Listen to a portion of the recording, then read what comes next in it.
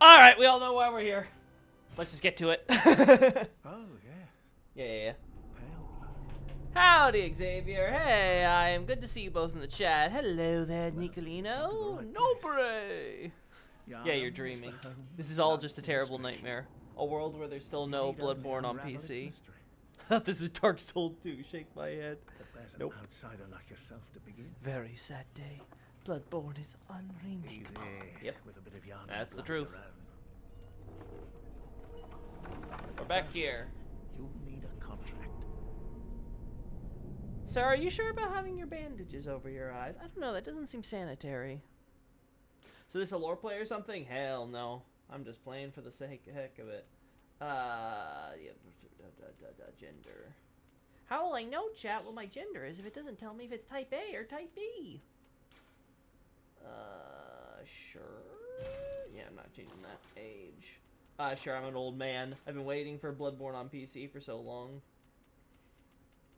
What build do we want to go in, chat? What am I feeling?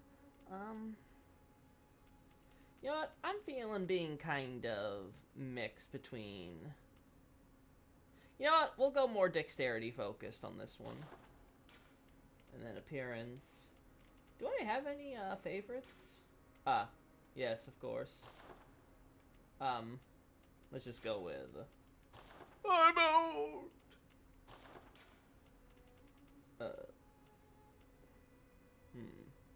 Yeah, burly upper body. Sure. Face details. We need some facial hair on my man. Beard. My man fought in the war. There we go. I'm fine with him being, having black. Hey, no, he's old. He needs a little bit of gray there. He also need, yeah, let's give him some, let's get him something better. Wow, he's really looking wild there. Got some of those eastern hairs. Ah, yes, of course, indubitably. I forgot how different the hairs in this game were. Ah, yeah.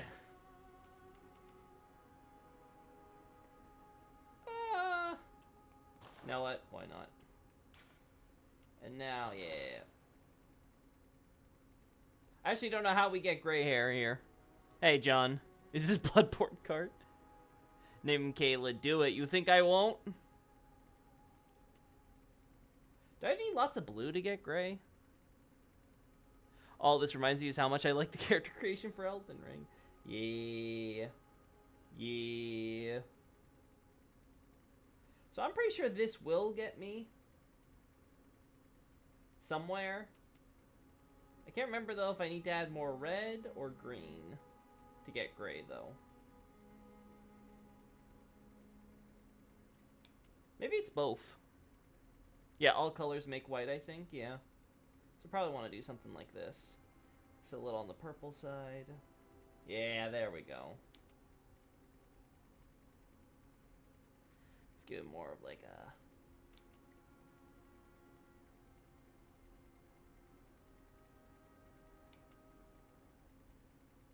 We're gonna max out the green now.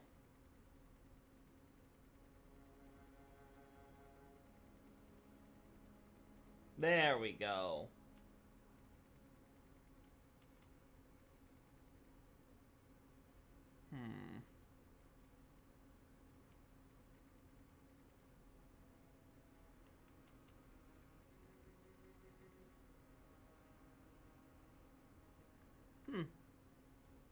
That's good enough, I think. What if we add a little bit more? A little bit more red. That's fair. I like this. Alright. 215, 255, one not. No! Gotta do this again.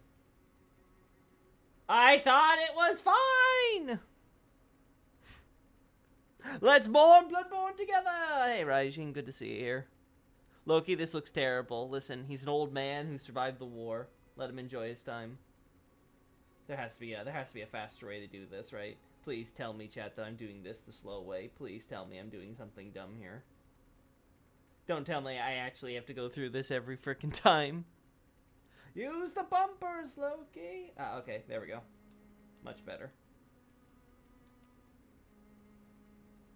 There we go. See, I was like, there has to be a better way to do this. Oh no, this... Let me max this out.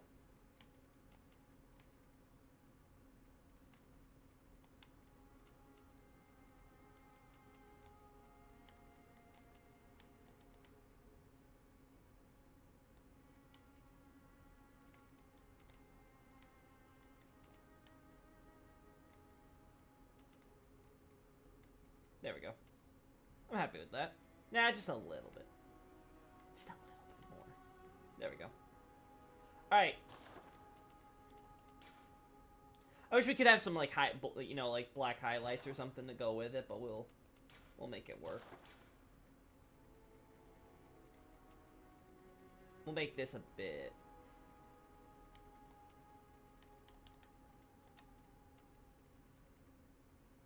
Yes. We'll make this a little bit darker, but not too much, right? Actually, I think I might like that color just in general better.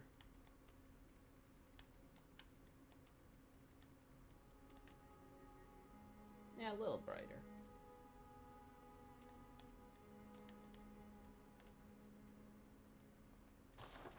And then beard. Yeah.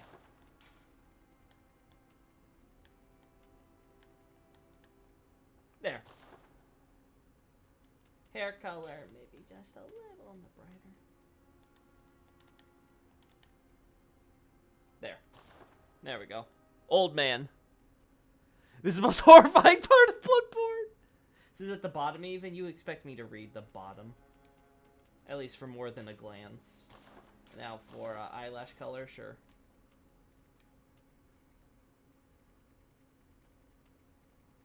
As if my eyelashes are visible. Oh god, that is horrifying.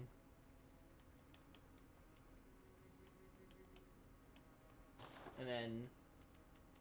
Really? They don't have eye color here? Brow. Oh yeah, brow color, of course.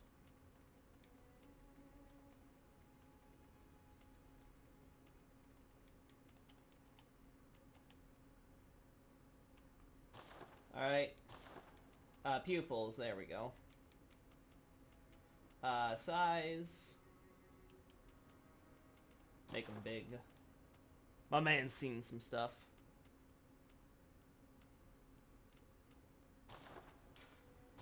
Right pupil size.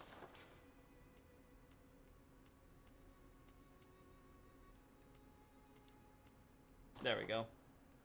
Get that uncanny look.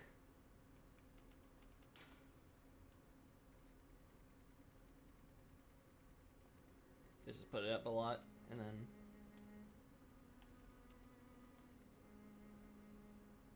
There we go. There we go. Nah, we don't care about that. The man's just old. And then... Well, he survived the war. He's got to have a little bit of old man spots or something, right? So, and then... Glasses.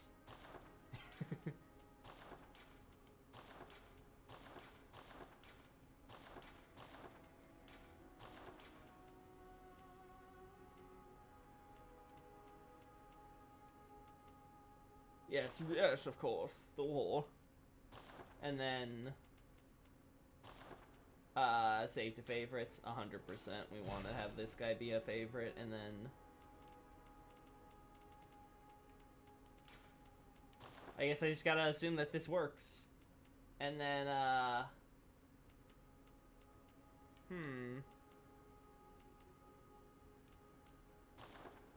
Then I guess we have to choose the name now. What do we call him?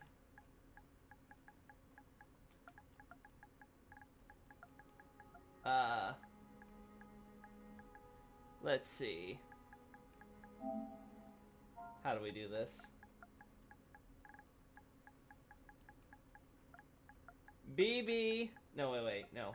BB. That's how you spell it, right? On. P.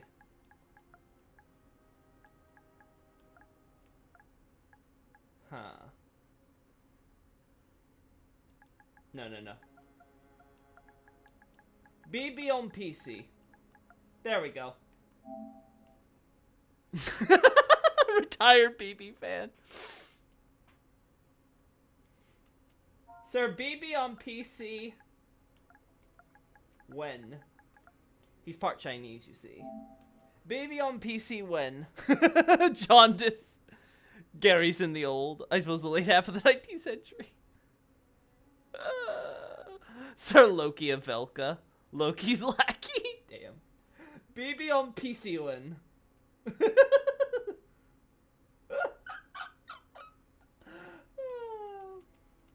Alright, this old veteran of the war. You see, his mother was a Chinese migrant. Came over and married a good old, I guess someone Jewish, I guess, if we're going with BB, right, or something. But he was living in Italy. He went over and fought in one of the Italian wars, you know the one. And then, when he finally was done with the war, he was like, oh, he met a good buddy, fell on hard times, and then he decided, you know what, I will inherit your last will and go find that pale blood you said, my friend. And that's his story. There we go. BB on PC one. No, I don't know the one, Loki. Give me the lore. He's 100% British. Yes. The most British, Jewish, Italian, Chinese man. Good. All signed and sealed. Now, let's begin the transfusion. Oh, don't you worry. What are we doing here? Whatever happens, you may think it all a mere But yeah. dream. You know, I always say that there's no point in watching those state of plays. Anything good is going to be, like, announced or released, like, on YouTube, like, right after anyway. So there's no point in being there for the live show. But I always do it with Acer because I know it's going to be fun. Plus, I love to rag on Acer every time he predicts Bloodborne on PC, only for it to not happen. May that dream fix my back, you know? Yeah. Oh, look at that, chat. We found a friend. I like looking at the chat during it. I can't even imagine what the chat was like for the actual stream. Or at least suffered by ruining my sleep schedule. Well, man, sucks. I don't know what to say. Play some anime games in the meantime. It's more fun if you see it live with someone else. Yeah, I would never watch these for myself. I just find them so pointless. There's a million other things I'd rather be doing, like, with my time. Like watching a history video on the side while I work. A puppy! Yeah, we just got ourselves a dog, friend. You know, he's looking a little, crispy, but, you know, we're from China. That's fine. They do that there. Bloodborne on PC sounds like an April joke nowadays. Little late to be April Fools. Play anime games like what? I don't know. Rune Factory? You found yourself a hunter. Oh, hey, Dolly. A little old for my... But, you know, it's always good to dream about a lady. Oh, yes. Oh, man, I'm feeling a little crick in my legs. Oh, man, it's been a while since I laid down on anything. Back in the war, we used to have to go to sleep sitting up. Oh, well, that's weird. I don't remember writing that. I don't remember anything, really. Oh, well, that's probably just my rheumatism again. Alrighty now. Where shall we go from here? Rune Factory, what's that like? I actually don't know. I just know a friend who actually plays it. Oh, alrighty. Oh my, jumping with the circle button. Oh, this is it's so weird. Where's that L3? And I can't even jump proper. What am I supposed to do here? Am I? Back, you creature!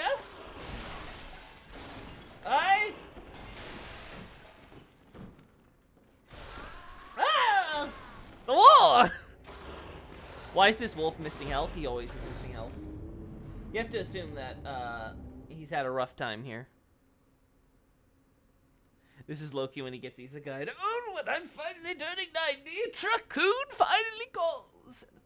And I get to go to the great beyond full of waifus. Now I don't have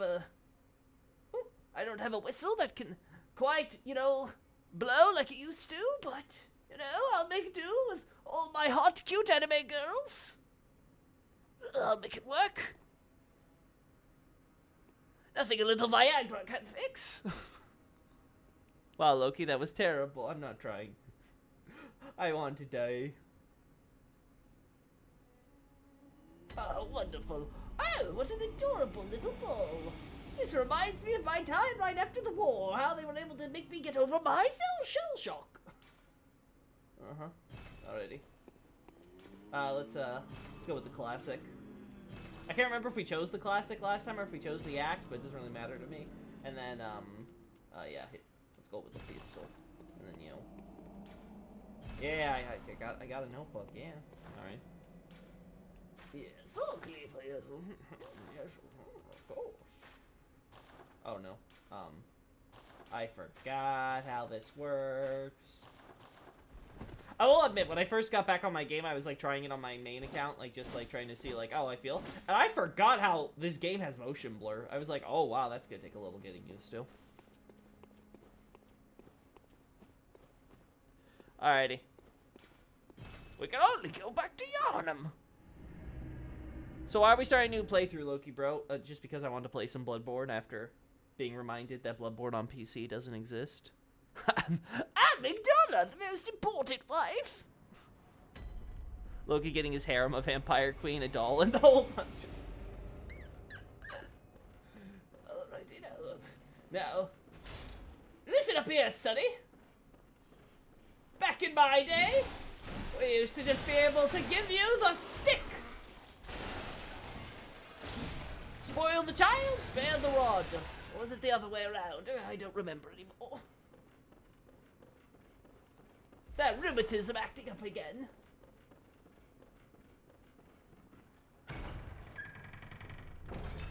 That was for Mensis. No. Though I won't lie, chat. Mensis is calling. I'm looking at Iz. I'm just like, You know, I'm thinking, you know, just because Radigan's Reign might be my next Elden Ring thesis doesn't mean I have to do an Elden Ring thesis next, right? God, I'm really feeling it like I might get sucked into doing BB instead.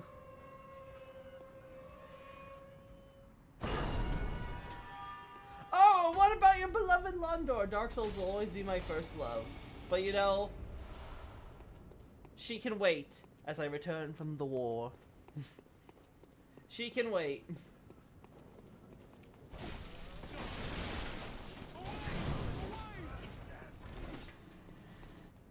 Sure. Yeah, I still remember how to play. Okay. That's the most shocking part about this.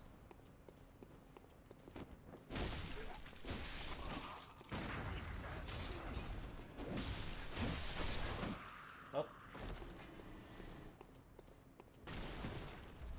Yeah, Molotovs. Alrighty, let's go say hi to Cleric Beast.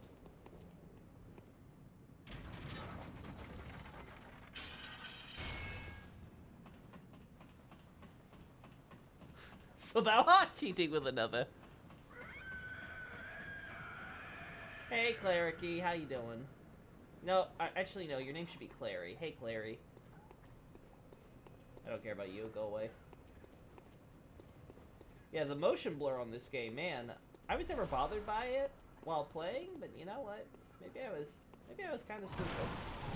Also, I had weird graphics kind of glitch out for a second. Oh, we don't care about these guys. Yes.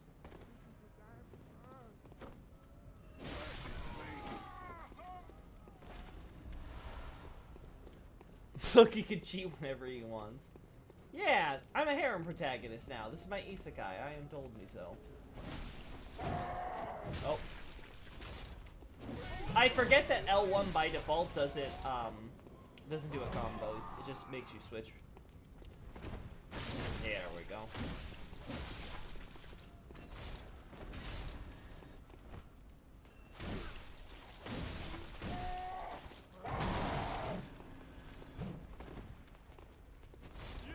Damn. Damn, I thought I would get both of them.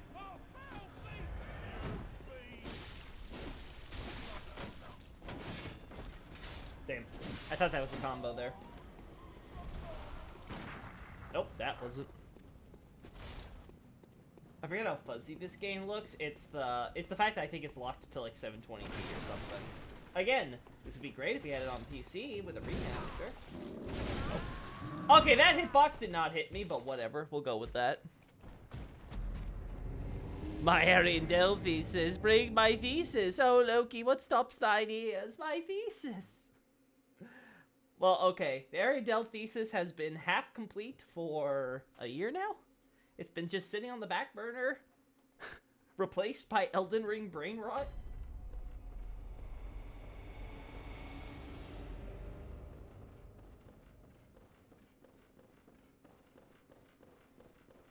Moon Presence thesis when? That would not be a thesis. I actually don't know if Is would make a thesis, honestly. I'm actually kind of curious how much I could actually do for any of the Chalice dungeons in terms of lore, because the stuff we have is like so like vague and like broad in terms of overview and stuff. I'm actually curious if any of them will be lengthy.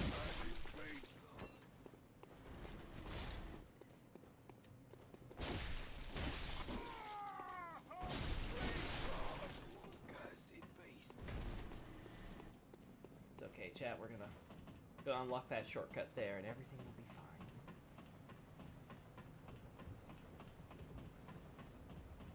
People say this is the London experience, but that's untrue. There aren't enough Indian migrants screaming at you. Everything else is accurate. Yeah. That'll be Bloodborne 2. You'll be at like Yarnum 2.0, but it'll be like a mix of like, you know, Brits and a bunch of Indians. And they're gonna still all want to kill you.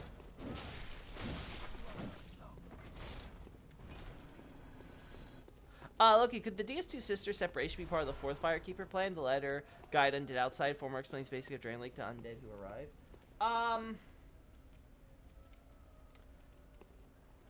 I don't know what you're asking, No Break, because I thought I covered that in second beginning. Like, yeah, that's obviously the idea. It's like you send him in, then the sisters are like, oh, she sent you again. Oh, another one. And then, yeah, that's just kind of it.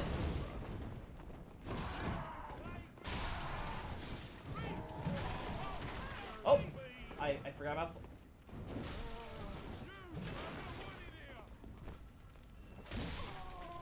Damn.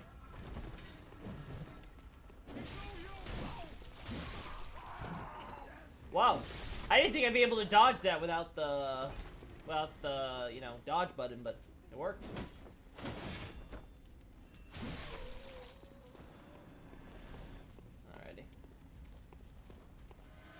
Alright, chat, now to actually, like, you know, do the thing I'm supposed to do. Oh.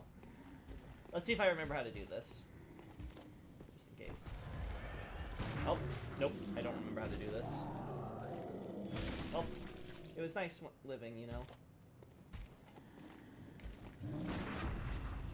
Damn. Too late. Oh well.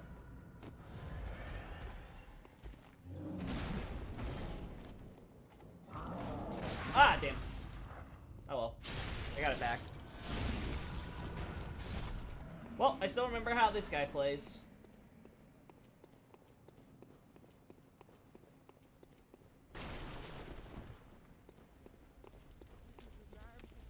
Loki, will you do unpatched BB runs someday? Probably not. I have zero interest in any of that unpatched stuff or challenge runs or things like that. Just not up my wheelhouse. Yep, it certainly is. Hey, buddy. You think I don't remember you?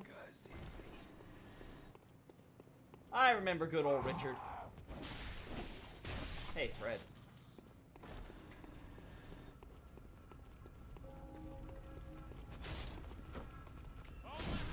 Oh, well.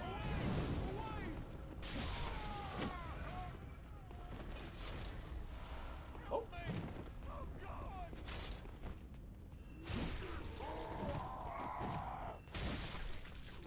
Oh.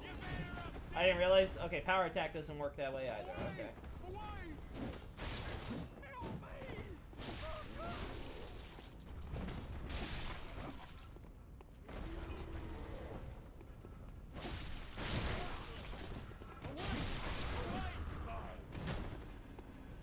Damn. That range. Let's go get our dogs. Oh.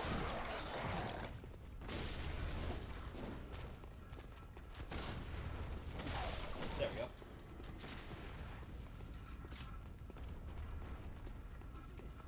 I'm so scared that this guy's gonna like shoot through the carriage somehow because of some wonky hitboxes.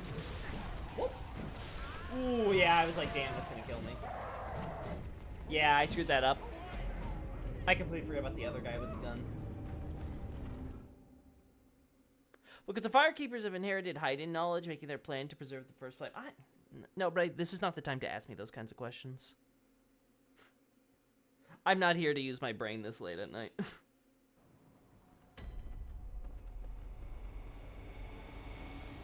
Loki's Discord server would be like when he only releases Elden Ring stuff.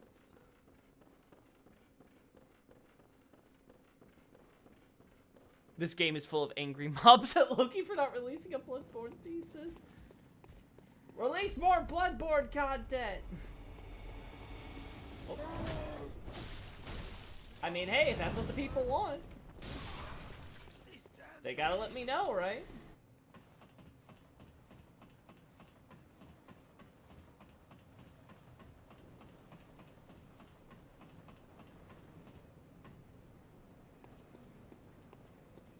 Did I? Yeah, okay.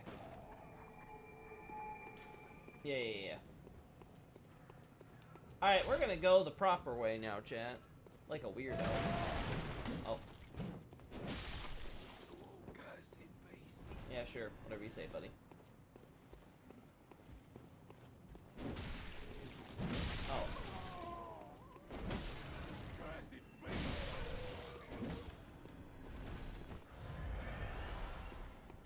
Uh-huh.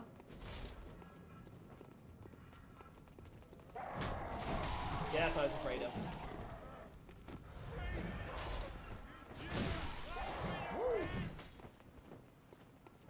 Come on, where's Shield Boy? There you are. Got you both.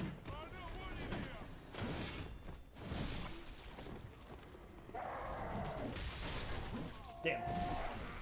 Does not combo well. I can see a Bloodborne 2 making the switch mid-combat more fluid and interesting. Because right now it feels a bit, what's the word? Unwieldy. Which is probably why I rarely do it with my other characters.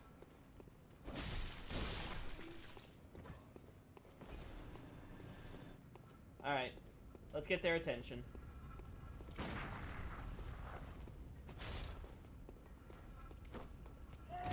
Do that a little too late.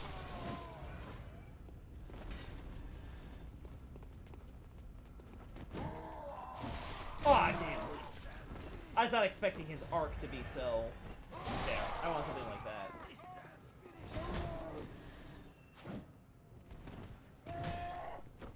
Yeah, it feels like he has a smaller arc when he fully charges it. Yeah, compared to that.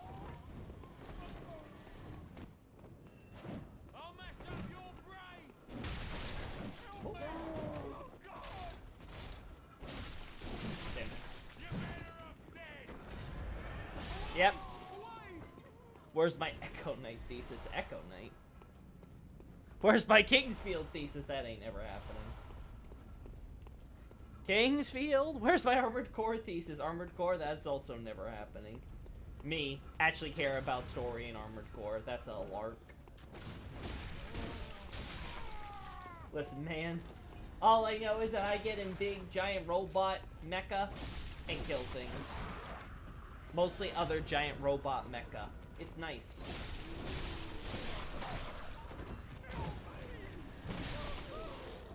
Of course he hits me. Alright. Hey, buddy. Yeah, the motion blur has to be the most obnoxious thing that I don't remember when I first played this. Where's my Evergrace thesis? The hell is an Evergrace? Castlevania. Okay, now you guys are just trolling me. Alright. Yeah, I know, buddy. Hey, Fred. Do you want to go end up like Richard did last time? Oh. There you go.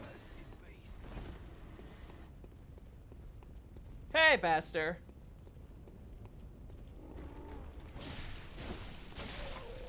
Guys, like, that dude's dead. How am I supposed to get his stuff stolen? Listen, buddy, you just gotta stick your hand. Oh. Okay, well, maybe my hand doesn't reach that far, but that's okay. We'll fix that. That is a resolvable issue.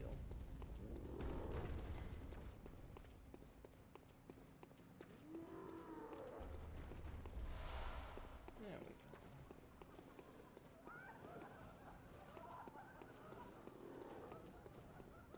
we go. Go this way.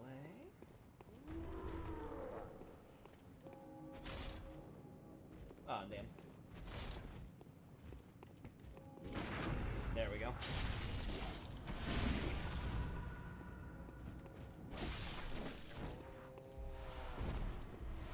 A torch? In this economy? Hey, Victor Gaming, how you doing? Oh, there's our friends.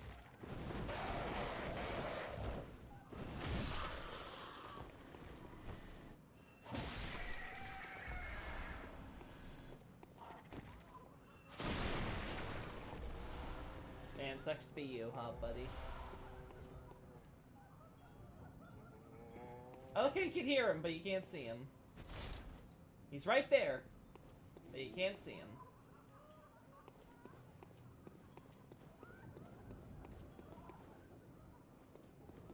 Man. Weirdest looking fountain I ever do see. British people used to use torches? What? I know, right? I thought they were too poor for that.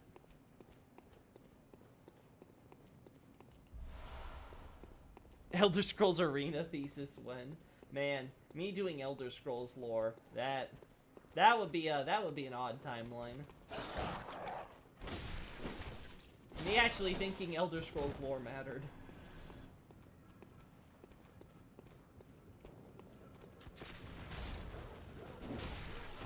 Oh. Ah, damn.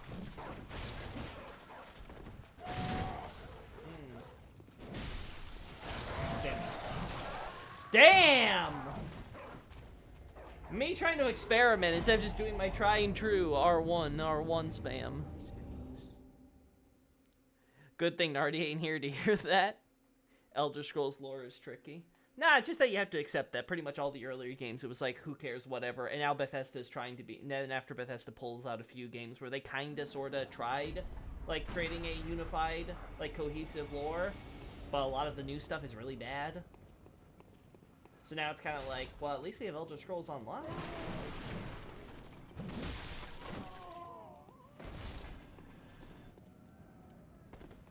That's the trick.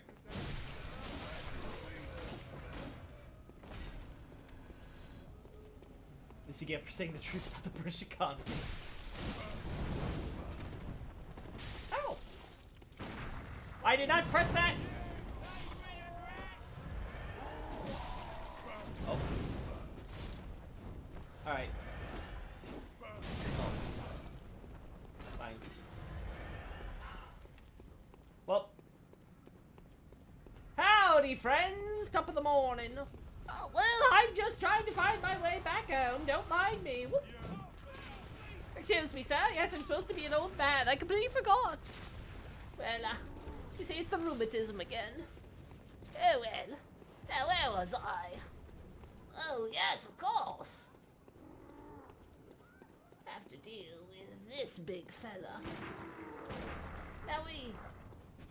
Now, back in my day, we used to call these people special. Nowadays, we just call them retarded.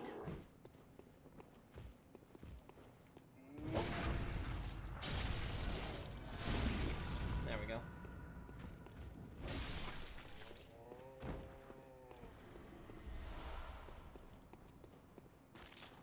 Yarnum sucks. They don't sell body pillows. Why would they sell body pillows? I love Elder Scrolls lore, but Todd doesn't think lore matters. It's sad because that's the best part of their game. So I would agree. I love watching the odd Elder Scrolls or Fallout lore video. Those are really great to listen to. The problem is, I'm just like, I have absolutely zero faith that this company actually cares or puts any thought into what you're saying.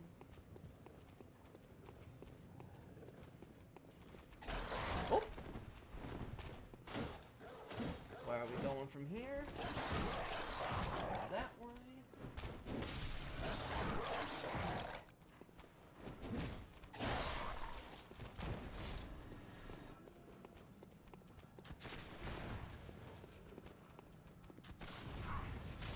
Whoopsie, sorry there. Drop my controller for a second.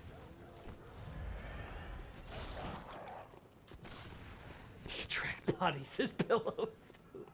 Ah, yes. Back in my day in the war, we used to have to drag our bodies 3 miles just to get them buried in a non-radioactive piece of dirt.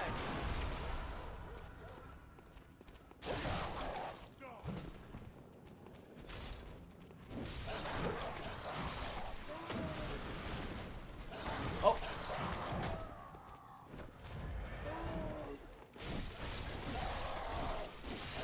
Oh, damn. I didn't dodge that in time.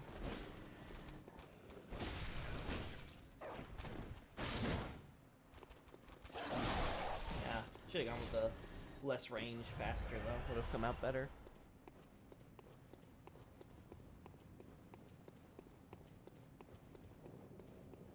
How'd you manage to drop your controller, Loki? I was a little bit distracted looking at some other things. So it was kind of just plopped on my lap. I was about to say my pal, and I was just like, wait a second, you know.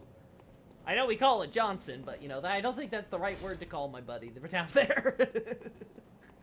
If I'm being honest. Yeah, Dragon Breaks, they're a thing. Alrighty. Alrighty now. Where do we go from here, Sonny? Oh my. Hello there, Albert and Tyrone. Actually, no, I have a Tyrone in the chat. Not a good name choice.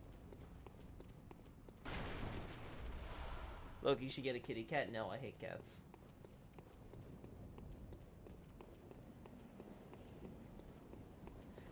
As I've said before, when Acer was trying to say something similar, I would only get a cat if my dog needed a chew choy.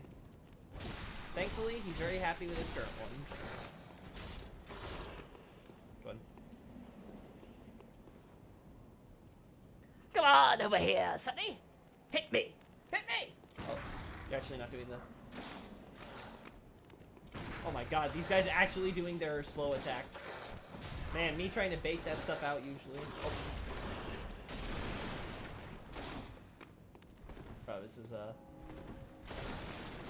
Oh, this is awkward. Let's do this. Oh, oh, this is gonna hurt. Oh. Whoop. Oh, that's not locked on. Yeah, there's a few quality of life I missed in some of the later games, like actual locking on after the other enemy is dead.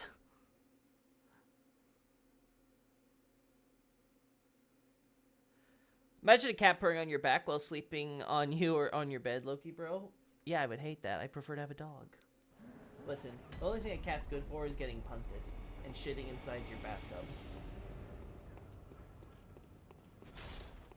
You're not gonna make a dog lover change his opinion on that.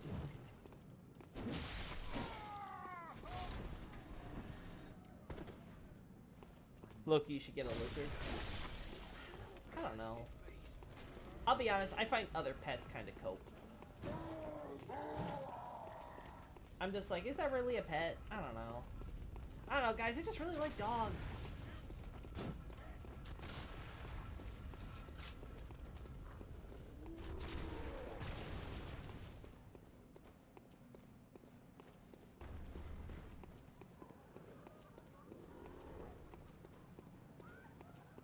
Oh, we still trying to talk about Elder Scrolls lore. Okay, so just to get my thoughts out here, I think generally time travel generally is just a dumb idea that writers love to play with, and that the less that it is used in any story, the better. I don't care what form it takes. I just think it's stupid. Speaking of stupid. You're looking for another round there, Sonny? Alrighty. Oh. I screwed that one up. I don't know how I screwed that up. I thought I had the timing pretty down pat there, but whatever.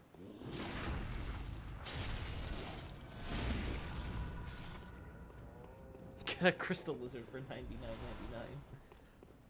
No, I am not getting an IM. I'm not allowed to buy IMs, even if they are filthy, stinking lizards. Besides, IM is now transitioned to being a cute anime girl. Get with the times, Nobre. Gotta be more progressive. Oh man, this is gonna be awkward.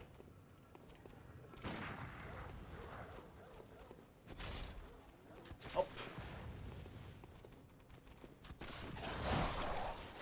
Got Yum there.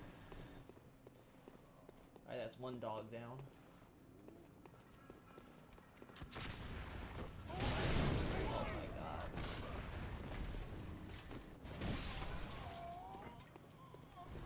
Oh. Alright, we're gonna get the other dog now.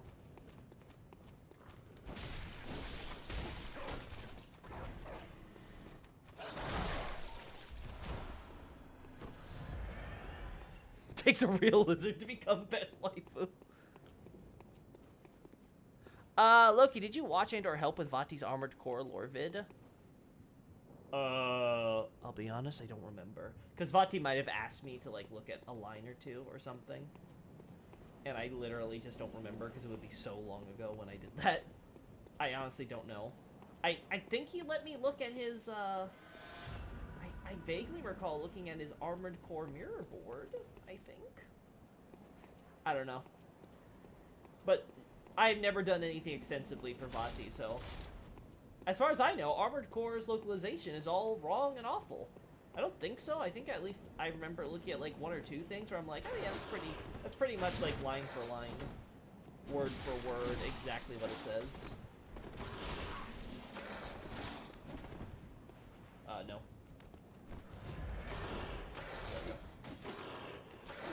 Oh, that's too early.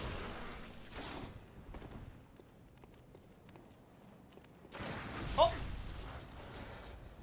Damn! Of course, it ends right before I get that hit in. Damn. I was so close.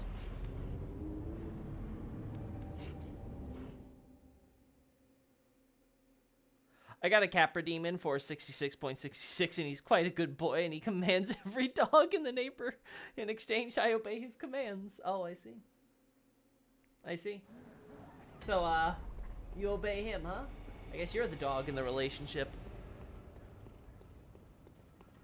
I heard the English wasn't great, and the whole vid is with English lines. Still a great video, though. Got me playing AC6 again. Yeah, again, I cannot speak to the quality of Armored Core's localization. Now, again, my experience, because it's, again, I think it's still Frog Nation doing the localization. Now, my experience with Frog Nation's past localizations from their From Software, from the Miyazaki games, has been that they are at their best decent localizations. And keep in mind, the only one that's reached that level is Elden Ring.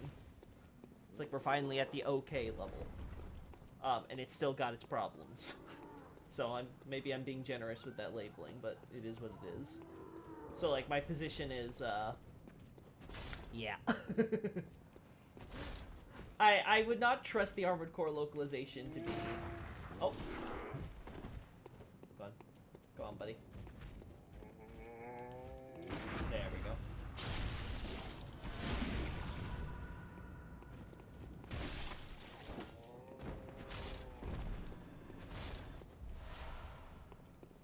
Yeah, Pastor, when you play games, you try not to think of the dumb stuff because they're dumb.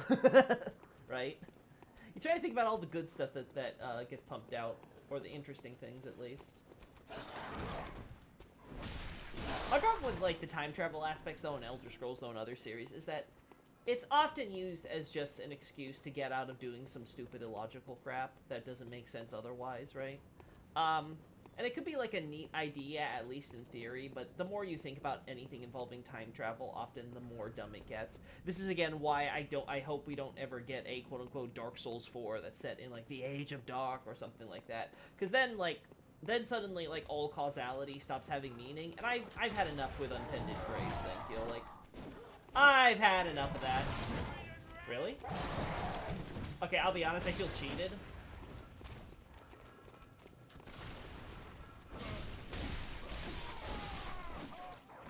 I feel cheated by that slash on the stairs.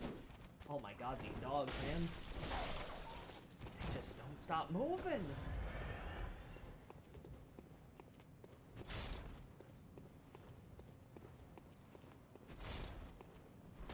Oh, we're getting it from this guy. Cool.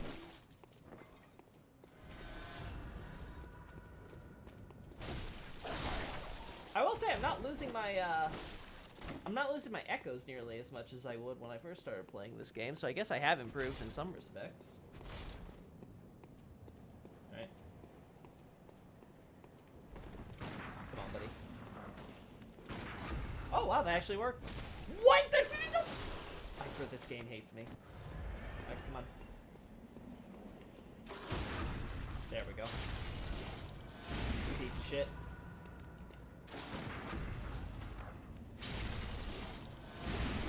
Done. Ah, damn. Didn't shoot fast enough.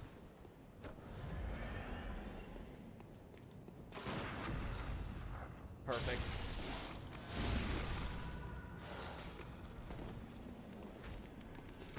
Oh.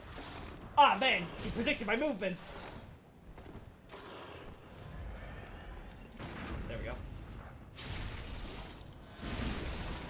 And there we go. Cursed beasts!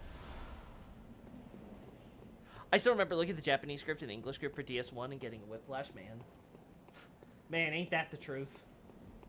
Dark Souls 1 and then later Demon Souls had to be one of the most surreal moments for me because it had been a while since I'd seen an English and Japanese script that, like, just fundamentally, this wasn't a matter of, oh, they reworded or they changed how it's like, you know, how it's like put out there or shared, right? Like maybe they used some lingo or language that wasn't exactly word for word how it is, right? But that stuff I don't care about.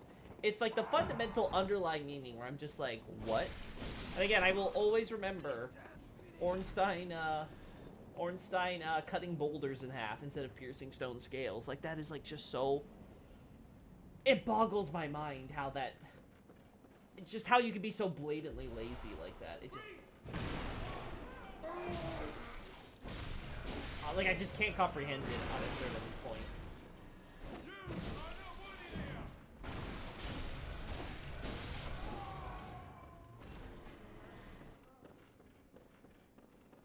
I know at least that Lilith's a pygmy and that got lost. Oh no, don't bring that up. That's actually bad. That's someone who, like, came up with it and doesn't understand. No, no, no. Ludlith is not a pygmy. Yes, the same kanji's being used, but it's very clearly in context referring to a different term. It's just referring to him being a small person versus a quote-unquote colossus as in, like, giants like kings. So, like, no. Oh my god. I remember when that was going around and I was like, no. No. God.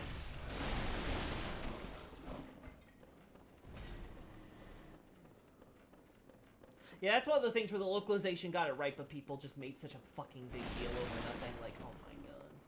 Hey, buddy. Good to see you, pal. How's it going in your little clinic? Ah, I see. Time to talk about best Souls 2 lore. DS2 is always uncontroversial. Oh no, please, please. Do we have to? Do we have to? I was having such a nice, casual evening with you all. Do we have to turn it into a DS2 fest?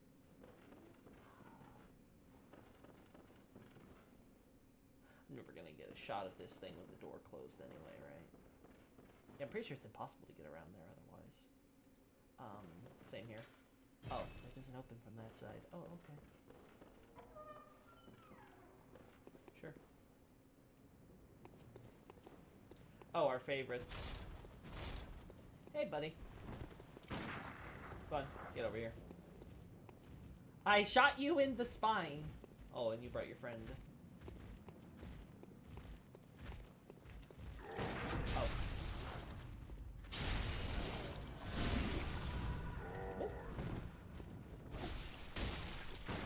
Oh. Woo! Woo! Okay.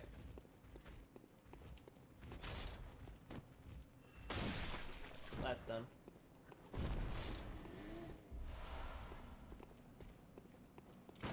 You done? You done, buddy? There we go. So why is DS2 your favorite? JK. In all seriousness, what are your thoughts on the lore of DS2? I like it a lot personally. It's all awful. No, to give my serious thoughts, the main story is wasted potential. Like, it's basic, it's dumb, it's illogical. Nishandra's a stupid villain, but I get why they did it, because the alternatives were also just as stupid. The quote-unquote the themes are like, oh, wonderful, we're retreading DS2, but we have to be even more, like, obvious and explicit about it. Like, a lot of the new stuffs, there's a lot of cool, like, little stuff on the side, things that are interesting and whatever, right?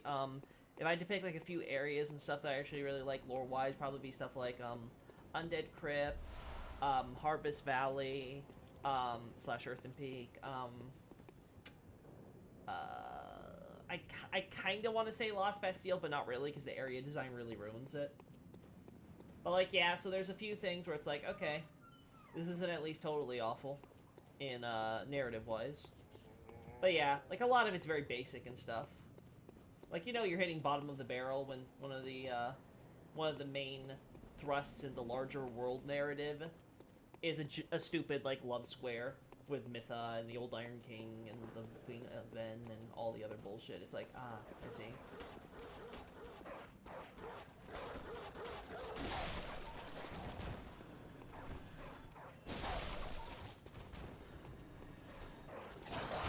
So yeah, no, not a lot of love narratively for DS2.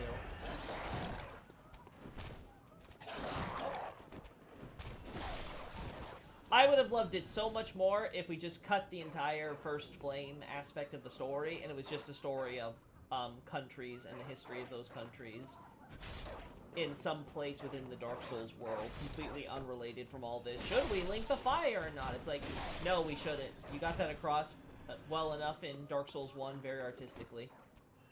But hey, apparently we can't have a Dark Souls game unless it somehow revolves around whether or not we fucking keep this stupid flame apart. That's gotta be the central question. Hey, buddy.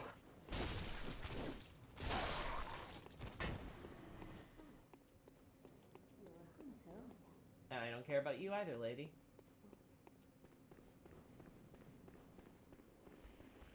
Is Earthen Peak that windmill place under a volcano? Yeah. Yeah, listen, Tyrone, you're free to like whatever you like. I don't honestly care. Like, what am I? I'm not the... What am I supposed to be? The Souls Police or some shit? Like...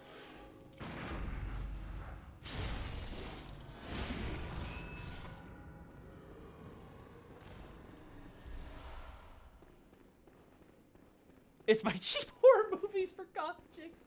Yeah, that's a way. I'll be honest, I don't like the term guilty pleasure, personally, because, I don't know, just for me, like, generally, like, the guilty pleasure kind of implies that you think that there is, you don't think there actually isn't any real value or anything, like, really good value or worthwhile value to that, but I'm like, if you like it, it has something at least, right?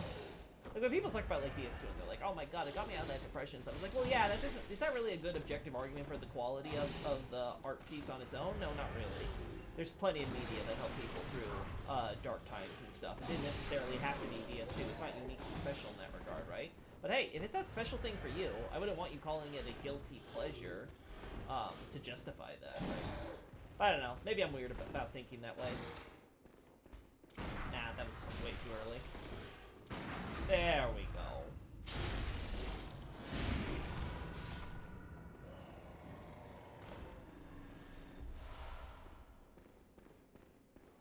Well, yeah, like I said, the Link the Fire stuff, Raijin, definitely is, like... Again, it's so... Like, it's fine, again, in Dark Souls 1, right? It's like a basic plot line where, like, Dark Souls 1's not trying to be anything, like, complicated or what. But then we're doing it again in DS2 for, like, no point, except for Dark Souls 2 to highlight how there's no point. Like, why are we doing this? It's like, I don't know, why are you doing this? You could have literally done any other story. Dark Souls 3 at least has some narrative point where you have, like, Miyazaki, like, silently saying, please let this series end. I'm trying to kill it now. We're dying! Oh, I didn't open the shortcut, did I? Whoops. I don't know shit about DS2. For the best, Pastor. For the best. No, but you need DS2 lore. You need DS1 and DS2 narratives-wise in order to understand DS3, which, again, is something I appreciate about DS3 more than DS2, right? But I do appreciate that DS3 tries to work DS2. Yeah, I didn't open this. Oh, well, that's gonna be... Well, now this is where we speed our way over. That's though something where I really do appreciate DS3 for working in both games despite the divisiveness of 2. But Miyazaki's like, okay, yeah, I know. We're gonna roll back everything back so it's actually a proper Dark Souls game that you were expecting for a sequel, right? But don't worry, it's fine. We're still gonna include all the stuff from 2 that's really gonna feel like it's cohesive and we're not just completely sidelining it, even though that's totally what we're doing. And I can appreciate that.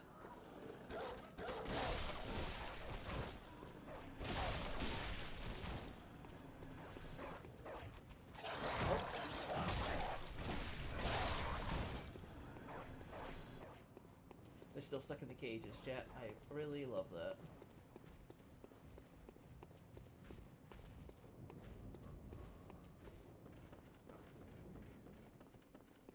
Yeah, there's a lot. Again, another problem with DS2 is that you have the B team really getting super ambitious, and they're wasting so many resources on stuff that doesn't make it into the final cut and stuff like that.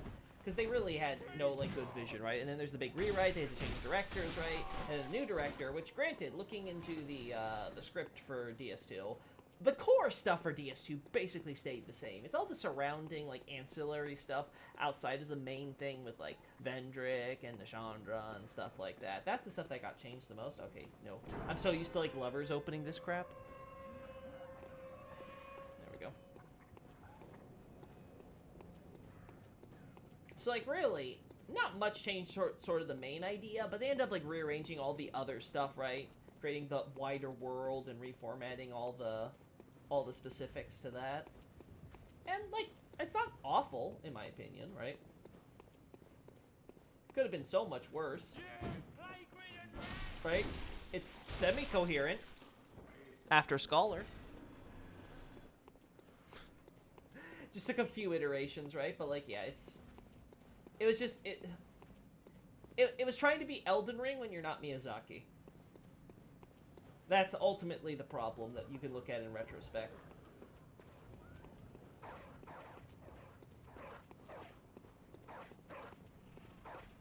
One of my biggest fears before playing DS3 was thinking they were going to wreck on DS2 out. Yeah, I'm very glad they didn't do that. Again, because regardless of whether or not I like DS2, it's still, again, part of the continuity, and it was good on Miyazaki to be able to, like, unify it all together.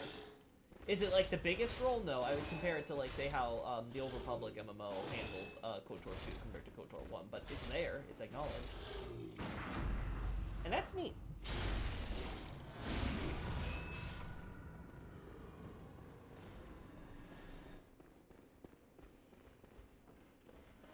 There we go.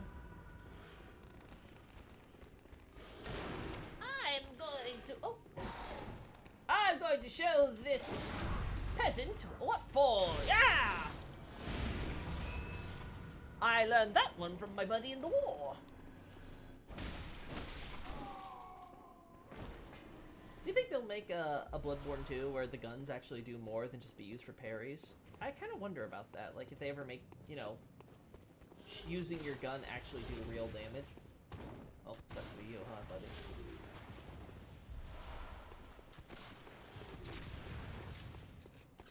Oh.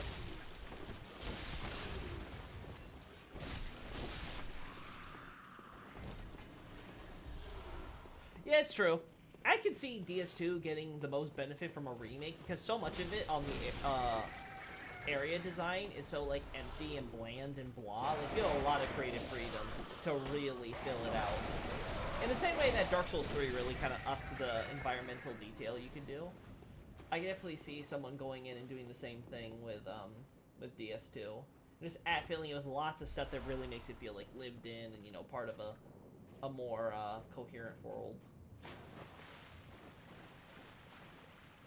Can with high blood tinge and bone marrows, yeah, but I mean without like actually like, you know, going into like the cope build to do so.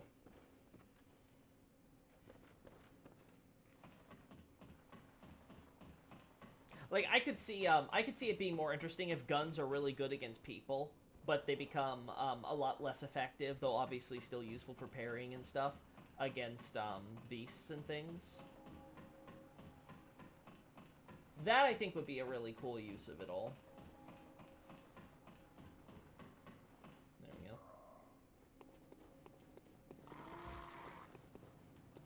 Ah! And this is why we did this. Hey, buddy. Oh! He jumped. Oh my god, Chad, I can get my level ups finally. Thoughts on the Old Iron King, like his lore and story? Like I said, he's part of the love triangle schlock, so it's like, of course. I didn't know that I didn't know that Dark Souls was gonna make a whole big thing about the most basic, you know, love story that we see in, like, you know, every other fantasy. So, like, that part I don't really care for. But in terms of the general idea of a man who's incredibly weak and then he sacrifices love for power and sort of kind of ends up living an empty, vainglorious life that leads him to self-destruction, that's kind of neat. Again, kind of basic, but, you know, it's something.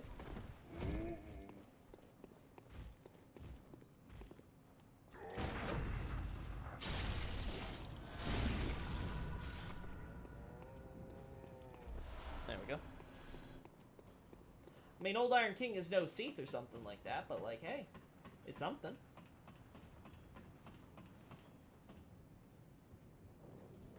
Oh. Me thinking about Elden Ring controls when it comes to pressing levers.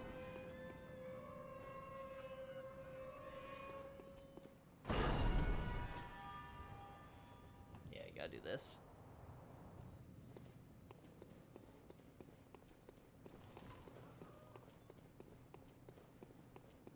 Have you heard A Hunter's Dream by Mimic? I'm not familiar with it. Is that a song? Is it a short story? Is it like a fan comic? Is it an official comic?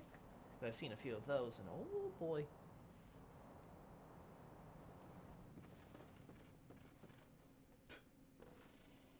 I ain't falling for that one.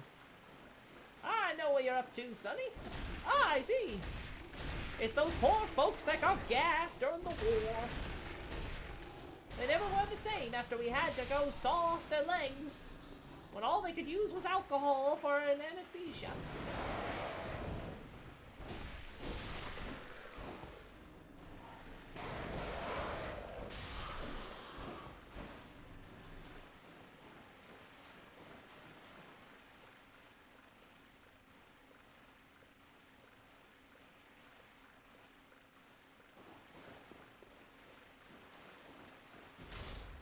There we go.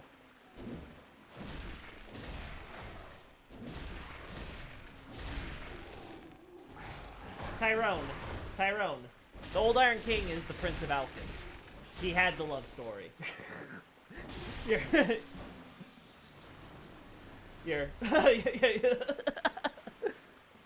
It's okay, we can calm down there.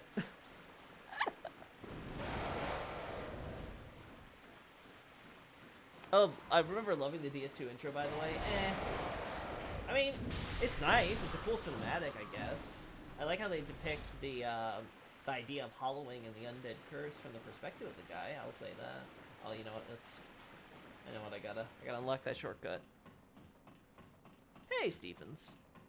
Or Steffens? I don't know how to pronounce that. Anyway, welcome, JB.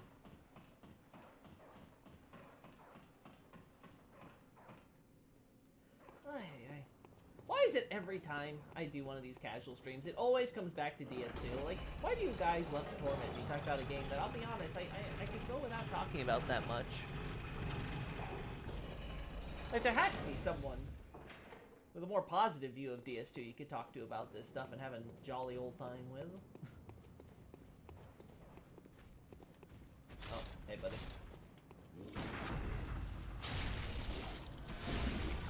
Alrighty, just going to go saunter my way. Oh, Over this way. hello there, Sonny. Top of the morning. Because we love traumatizing you. Ow! Ow, this hurts.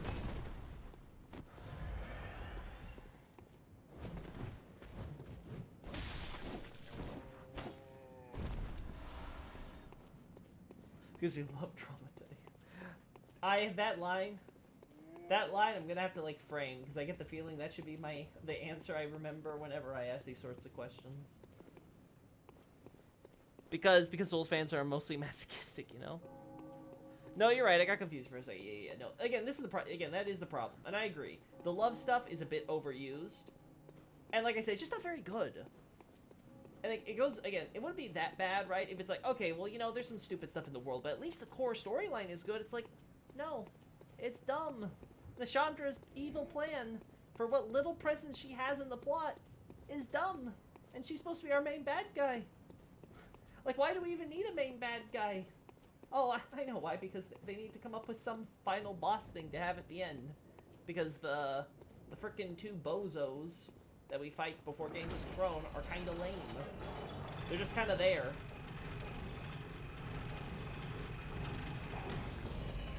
Hey, it's just one giant mess. And again, Scholar does a lot of heavy lifting to clean up a lot of the lore and the world building and, like, a lot of things, but, like, it's not perfect by no means. You know what, I'm feeling like I want some bacon tonight. Final boss should have been Aldia with a better fight and more presence. Yeah, but the problem is they had no intention of putting Aldia into the base game. That's the problem. Let's be honest, they only threw Aldia in because the reception to DS2 was so negative and stuff, and after the DLCs and stuff trying to rehabilitate it, that they were like, okay, we're gonna try this.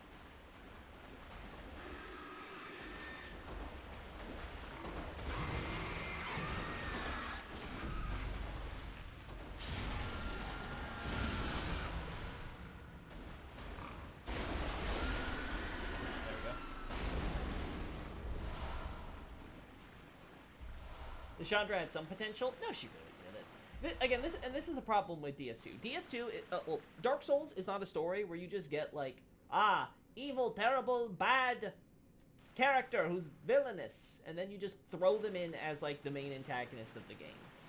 Nashandra was never going to work there. They tried to make her work in a thematic sense. This goes back to, again, DS2 having very boring basic themes, right? About how the dark is creeping in because the fire is fading and all this stuff, right? And you're like, oh, that's kind of neat if we think about this from an abstract meaning sort of sense.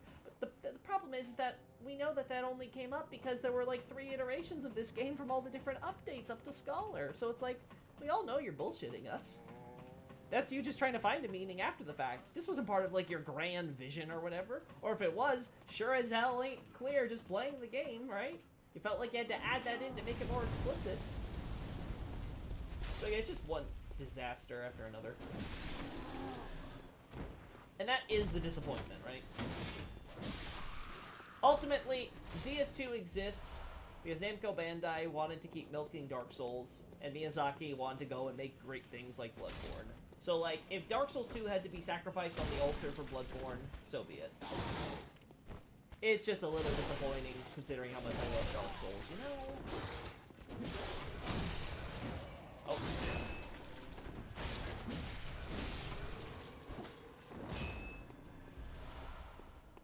There we go. The Bold Hunter's Mark.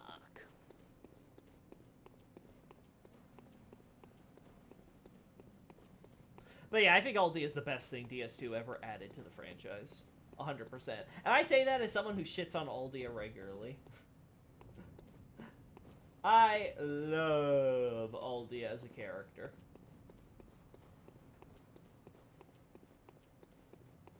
Yeah, the other Shards of Manus were done better because they were made more interesting, right? Each of them had, well, one is because they were created after the fact, right? And again, this is something I point out with my Shulva thesis. Maybe I didn't point it out enough, but like it is something that is there in, say, my Shulva thesis where I talk about. There was a completely different plan for Shulva, right? When the final game was released, they already had the DLCs planned out, so they vaguely understood they were going to be bringing back the shards and stuff, right? But it was all part of this larger plan for like this idea of like going to like the ancient past, and there was like these cultures and stuff that existed up until recently, and things were recently in peril. So, like, it's very obvious looking through and reading between the lines of the interviews and stuff. But then the director was like, okay, yeah, but what if I change it? Like, what if instead of like going down, instead of it being like even worse than the gutter, it's like clean and serene and stuff? And you know what? That's a good idea. Now, was it the original plan? Hell no! And that completely had to change a bunch of things in the lore from how it's presented in the original game and how you would have to conceive what the intended lore was. But you know what? It's a stronger narrative in the end, so I won't complain. That's the thing. It's very sad that so much of Dark Souls 2, to get into a, okay, it's, you know what, narratively, it's like, it's whatever, it's okay.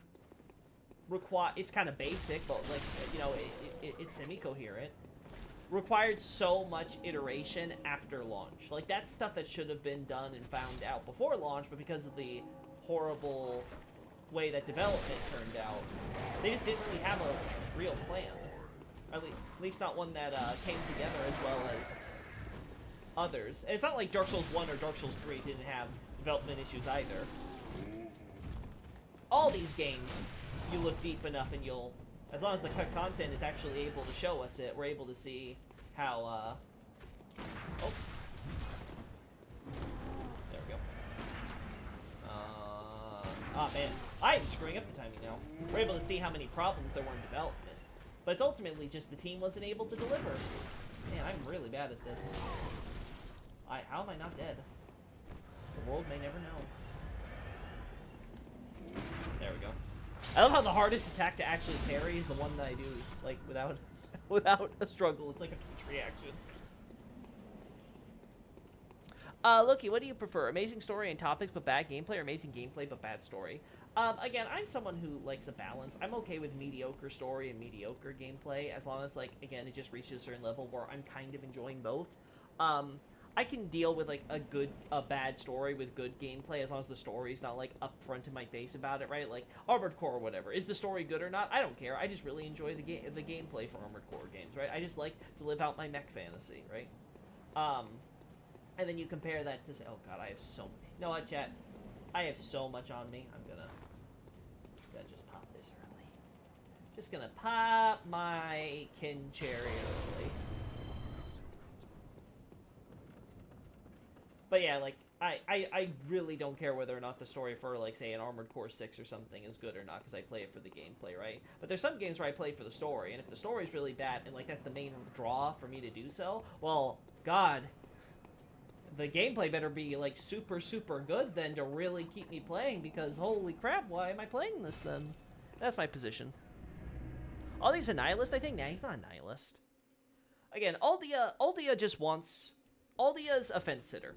That's the best way to describe Aldia's philosophy. It's fence sitting. It's, goddamn, we've been lied to. We've been living a false lie to how awful, it's terrible. But you know, the lie is, like, kind of nice, you know? So, like, can we, like, keep a little bit of that stuff? Like, maybe, please? And so we end up with the worst of both worlds because Aldia can't just, like, get off his ass and just decide, making the decision which he knows to be the correct one, which is dark, right? Hello, I honor. Yeah. We don't care, lady. Very let. All right. What do I want, chat? There. Farewell, good maid. Yeah. Hey. Got all the summon stuff. Hey, German. A fellow old man. Fortify.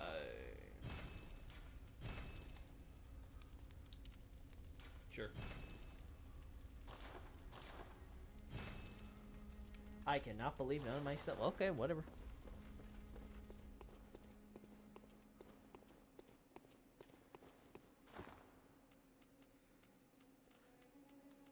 Yeah, it'd be interesting to see if Tanimura was there from the beginning, how, if DS2's lore and story would have turned out a lot better. But again, he came back with Sekiro, right? I think he actually... No, he was just in charge of the combat for that game, if I recall correctly, right? And then he, Armored Core 6, it's the first one he properly directed again after DS2. Do I got that right? Either way, I think it comes through wonderfully that he's a lot more experienced than he was when he was trying to salvage DS2. I remember Bloodborne having multiple rewrites before release. Yeah, all the games do. Again, here's the thing. Rewriting is what the writing process is. There's no such thing as good writing, chat. Only good rewriting. All your favorite stories, they were shit at one point. Specifically by the first draft, for sure. And they just got progressively less shit as the writer kept on working and iterating on them to fix all the problems. And then they became the great stories you remember them for today. That's all it is.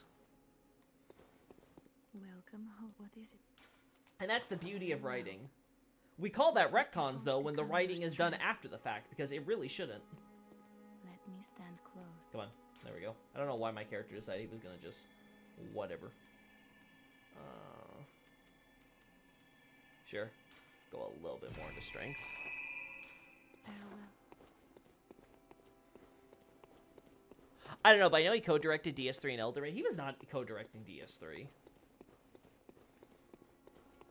Pretty sure Miyazaki's listed as the only director for that game.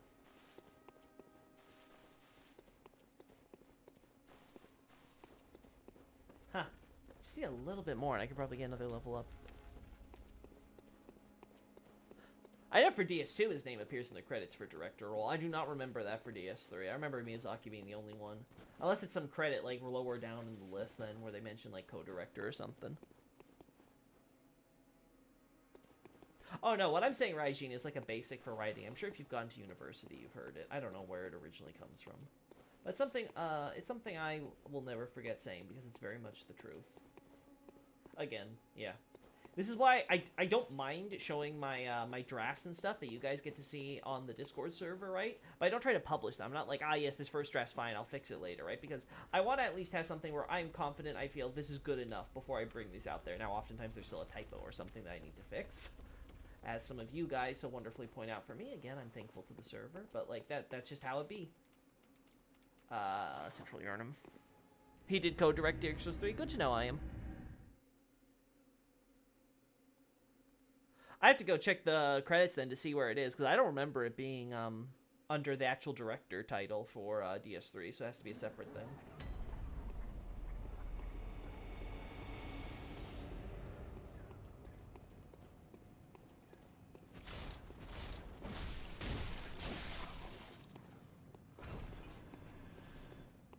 Yeah, we go this way in order to fight. Hello, buddy.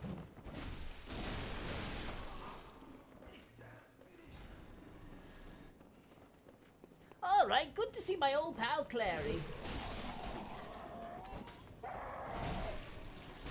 Clary hasn't been the same since the war.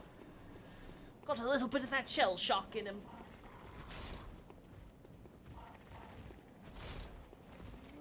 Oh, I'm out of bullets. That's not good. Oh no.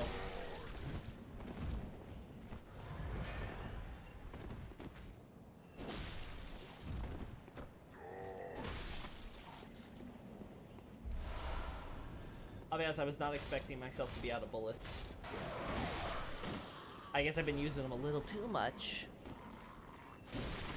Yeah, the state of play was not good. That's why we're here.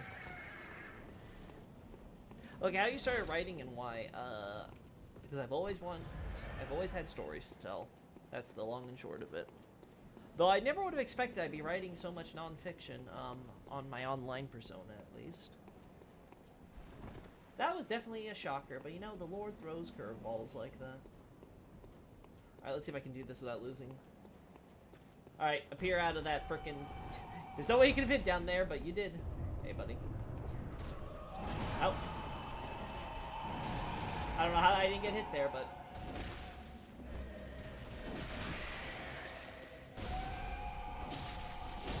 Oh. Oh my god. Okay, can we get out of the... Can we get out of the corner here, buddy? Oh.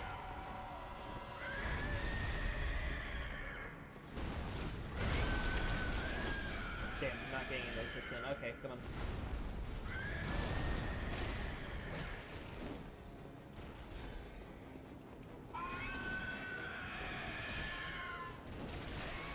Yeah, there we go.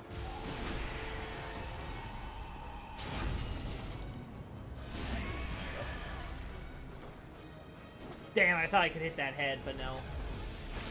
Oh, repairing your limbs, huh? Damn. Ooh. Oh. Oh my gosh.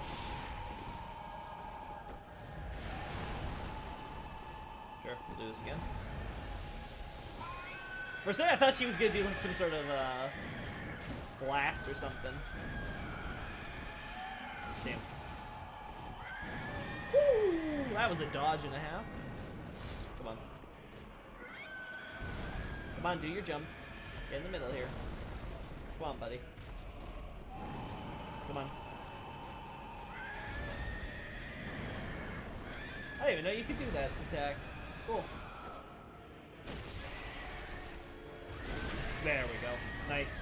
Shot square in the noggin.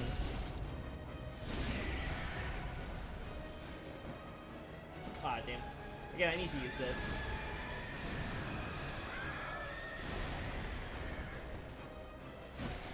And we're done. There we go. There are my bullets I'm missing.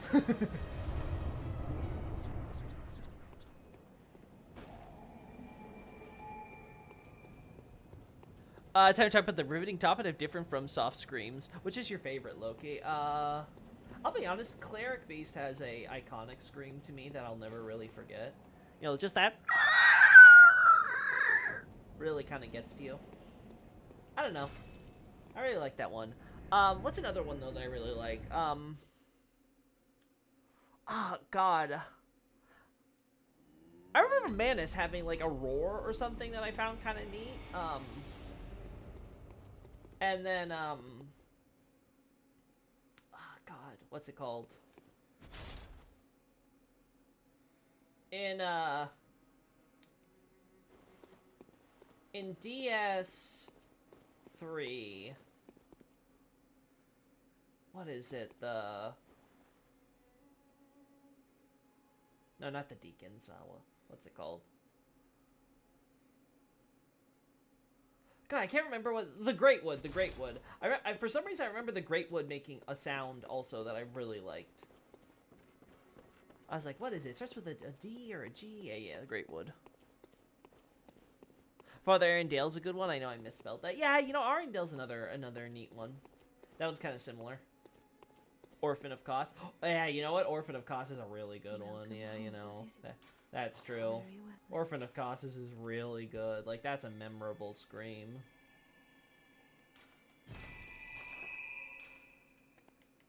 Farewell, good. May you find. Ain't no way another Loki Q&A. Well, it can't be what it can. Look, bro, you've written some books. Yeah, what are they? I'm not gonna share them because I do not want to associate my Loki persona with my real life persona. I'm sure maybe someone out there will find them. Unlikely, but you never know. Last Giant is memorable. I just remember his moan being like, I don't know. Last Giant. I don't know. It always felt like a half-assed boss to me.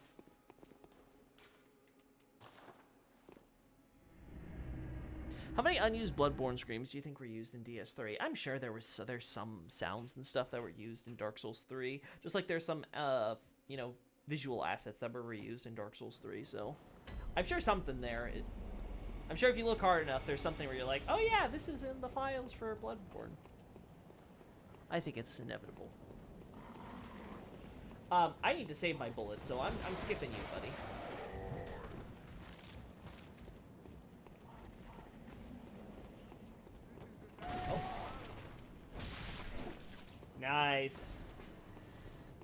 one shot. How about this guy here? Cutlass boy. Oh god, I ran out. I was not expecting to run out there. Oh! I'm gonna get myself killed because of the lock on now. There we go. I like Ceaseless Discharge because he sounds miserable. Okay, I like Ceaseless Discharge because when you actually unscramble the audio, I can't remember if it's because it's run backwards or it's run through a filter or something, but whatever it is, because it sounds like it's actually just a baby's cry, which is so funny because it makes Miyazaki's words in that interview so much more knowing. Because you know he probably had that exact audio being distorted in his mind when he was saying that in the DesignWorks interview. I'm just like, that cheeky little fricker.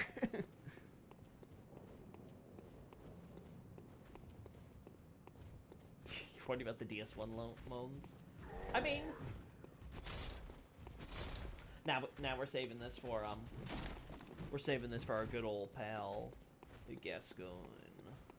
I think this is the first time I'm going to go into the Gascoigne fight without using the music box. I'm actually kind of curious how this fight's going to go.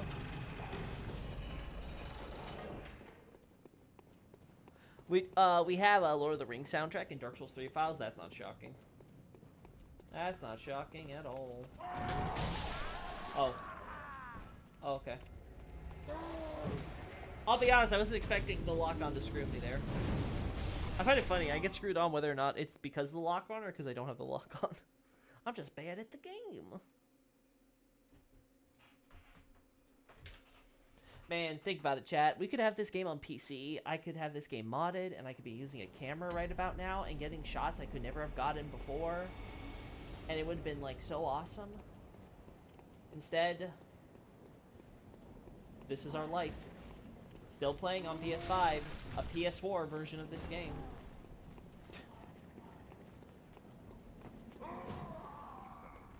Use a PS4 emulator, LOL. Why would I do that when I have a PS5 that's already being the PS4 emulator?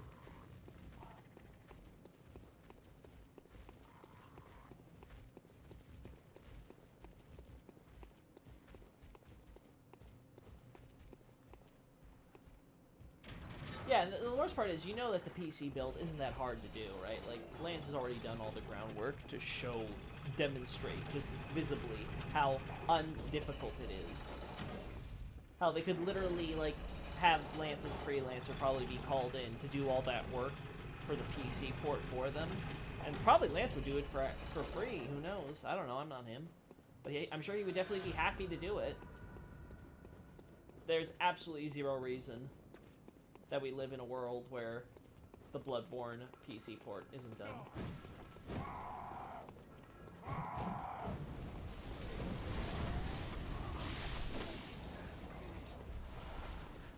Loki, favorite writer, by the way? What's the thing you value most when you read the works of others? Machiavelli is probably my favorite writer. I've always enjoyed his treatises. Obviously, The Prince is probably some of his best-known works, but like just in general, he's done some great stuff.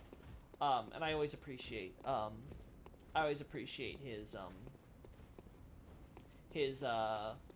political dissection for his time period and beyond. Oh. Ooh, that was a bad one. Oh, you know, we're gonna skip you. Again, I'm trying to save my bullets for the Gascoigne fight, so I don't want to waste my, my blood vials either. Hey, buddy. Okay, no.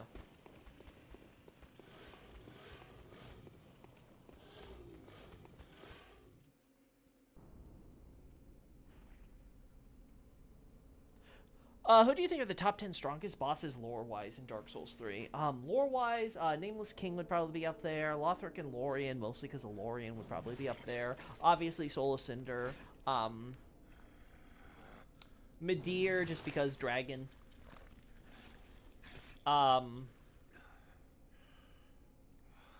Good old Midir. We always have to go see Midir. Midir, I'm going to go meet my pal Gascoigne right now. Good old good father. No, but who else? I don't know if Gale. I mean maybe Gale if you count him being roided up as like in the list and stuff. Sullivan's hard to judge like as a fight, obviously, but they originally intended him to be the final boss fight, so that just might be a remnant of that and not like actually like speak to his actual power level.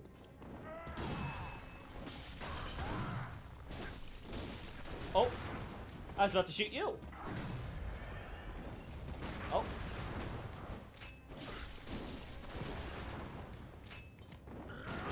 Really? Really? Oh. Damn. I'll be honest. I was so, like, gobsmacked. Yeah, gobsmacked. Gabsmacked. What the hell am I saying? Gab. Yeah, all I'm saying is gab.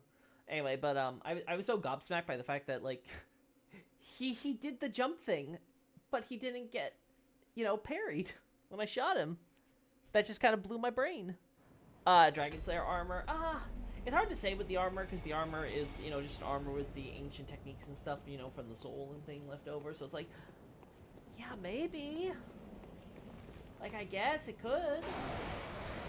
I'm not sure how I feel about that one. It really depends on how strong, like, we're supposed to judge the old Dragon Slayers of Lothric to be. Yeah, Gundyr I'd probably put up there for sure, because he's supposed to be one of the great heroes, right? So, I definitely put good old Gundyr up there. Gunda! And then, what's another one in Dark Souls 3? The Lords of Cinder would...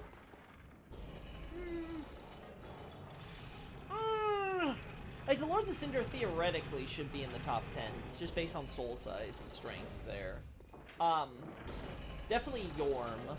Aldrich I feel a bit more borderline about, but I guess it wouldn't be...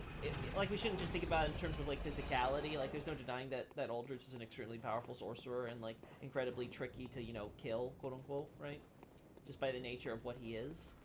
So, I guess that one could work up there. Like I said, Lothric and Lorien are definitely in that list.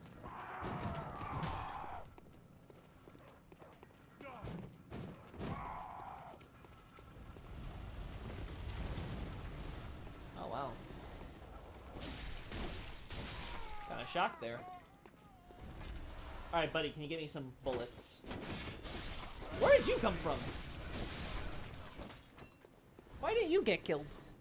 Abyss Watchers? Abyss Watchers would definitely be up there, but, like, that's kind of cheating. Because, like, they're a collective, so it's like, ah, yes, let me put these great individual heroes versus an army. It's like, well, yeah, of course the army's gonna match up just because of sheer numbers. I guess if we count, like, the Abyss Watchers collectively when they become the one individual in the second phase of the boss fight, then, like, sure, I suppose. Because then it's, you know, it's all in one. But, like, yeah, that's a weird one.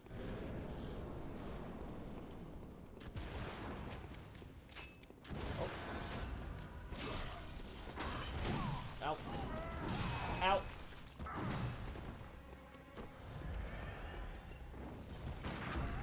There we go.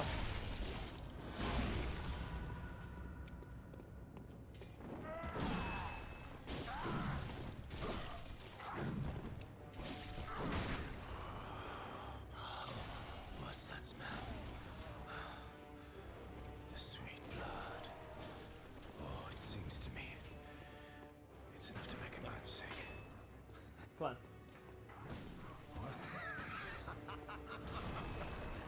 Come on. Damn. I just dodged through it. Damn, that was way too early. There we go. Oh, come on! That... They're not counting that as a crime against humanity.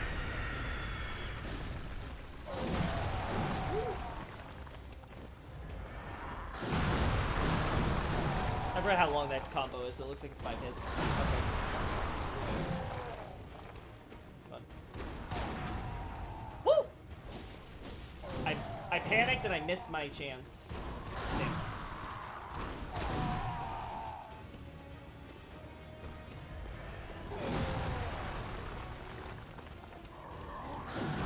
Woo! Woo! Okay, come on. Get out from behind that tree. Woo! Oh, I dodged into it. That was the wrong way to dodge. I thought he was doing the other dodge, so I was like, okay, I can shoot here, but no.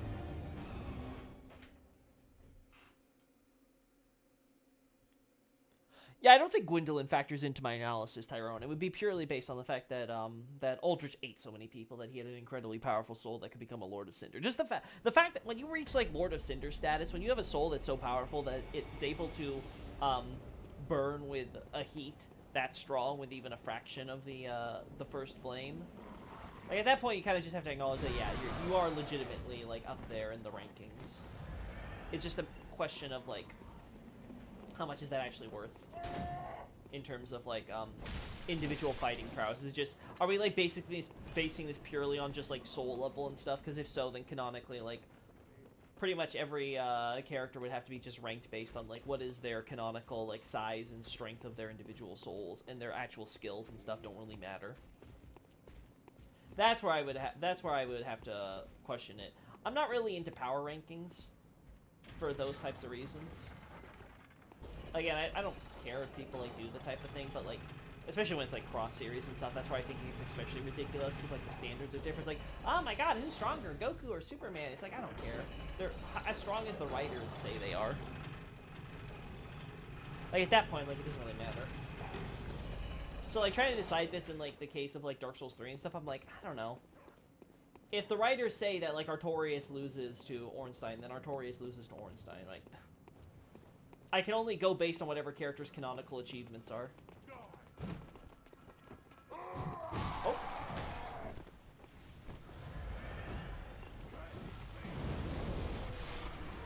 There we go.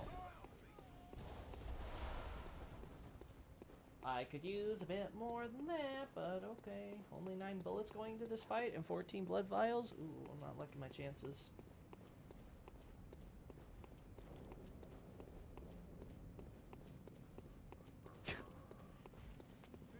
I haven't fought Godfrey, so I have no idea how big the Hoarah-Loux comparison stuff is, but yeah, you have these characters who are supposed to be like, ancient warriors who have experience upon experience. Like someone like Godfrey has fought like in so many countless battles, and yet, hey, we, a virtual rookie in the span of his lifetime, managed to beat him. Yeah, I could see someone saying like that's ridiculous.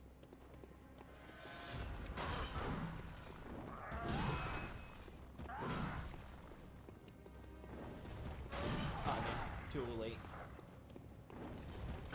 There we go. That's what I was waiting for.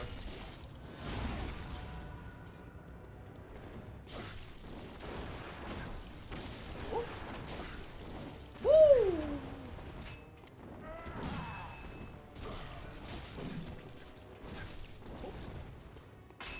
Come on.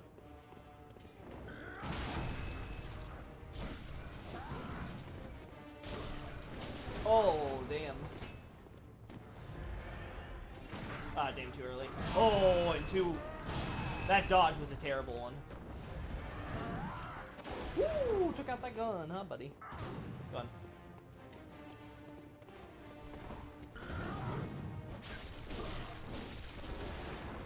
Come on. Damn. Oh, I was not expecting that. So what Loki's saying is the Mimic Tear is in fact the true Elden Lord. Mimic Tear is the most powerful entity in all of Elden Ring. Changed my mind. We all know that the Rat King can beat Goku.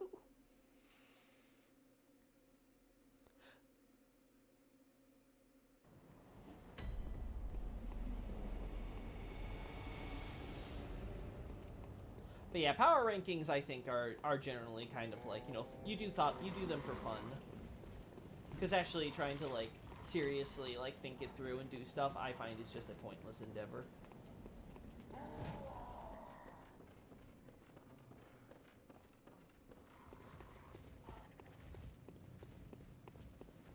For Dark Souls 3 though, I think we worked out at least like a general top 10.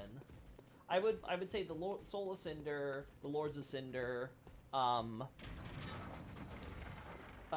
a Nameless King, Midir, maybe Gale if you're counting roided up Gale. I guess Sullivan might go in there by default. But honestly, I feel like when you're making those types of talks, a lot of that kind of overlaps with like top 10 like hardest or strongest or best designed bosses or something like that too. Okay, maybe not Yorm, but you know, most of them. Done. Done. Perfect. Damn. Still nothing. I only have 5 bullets, chat. That makes me nervous. That makes me super ultra nervous.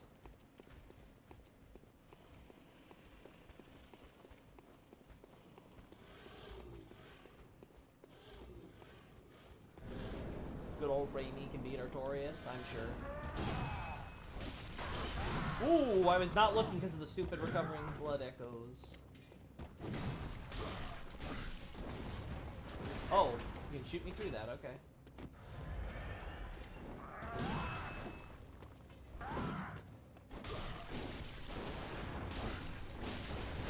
I can't believe that didn't hit me.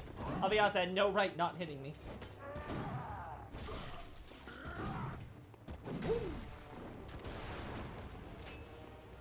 Come on, roll. Well, I'll take it. It's not a dodge roll, but I'll take it. Oh, I was not ready for that one. There we go.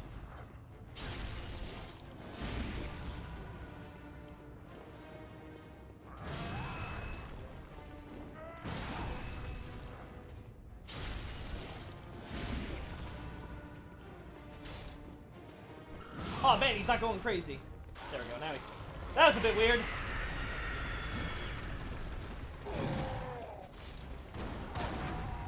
Ah man, I screwed that up because I thought he'd be farther away when I did that. There we go. And dead. Woo! And there we go.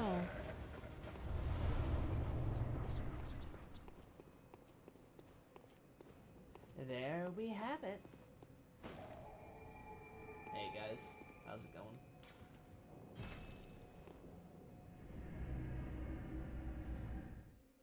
The funniest thing is if you take the lore at face value, the Rat King is actually nothing to scoff at, which is way funnier than it has any right to be. Yeah, I'll be honest, I would not want to be swarmed by, you know, all the rats of the world.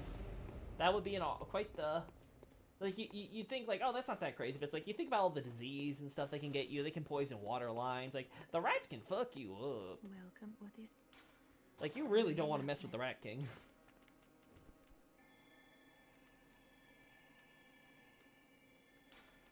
There we go. Farewell, good hunter.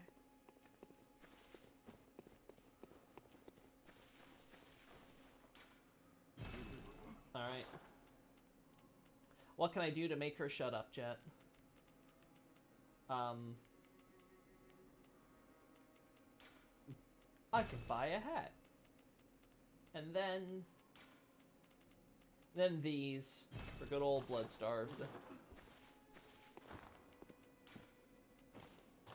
There we go, old man.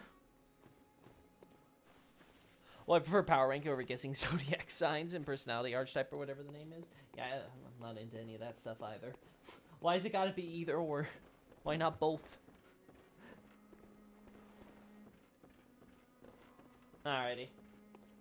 Whoo! Let's go a little bit further.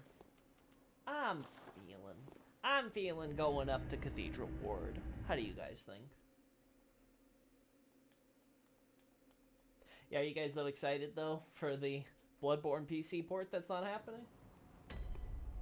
Looking at this, seeing this game, and imagining that it could be, without motion blur, at 60 FPS, in 4K, remastered, if not remade. And it isn't. It simply isn't.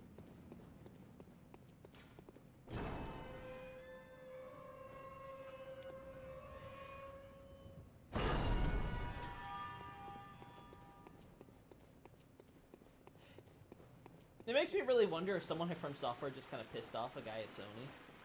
And so they're just kind of, out of, like, spite, they're like, you know what, we'll do Demon Souls, but, like, after that, no more.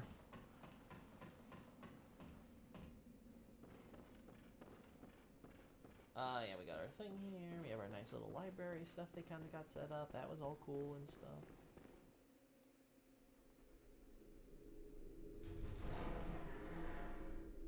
Literally, look at my first time at uni, my classmates, to get to know each other, broke the ice by asking what their zodiac signs were. And totally foreign to me, that's for sure. Where do you think the next From game is going? I have no idea. I'll be honest, I don't try to think or predict that sort of stuff, but if I had to guess, for sequel stuff, Bloodborne 2 would be an obvious one.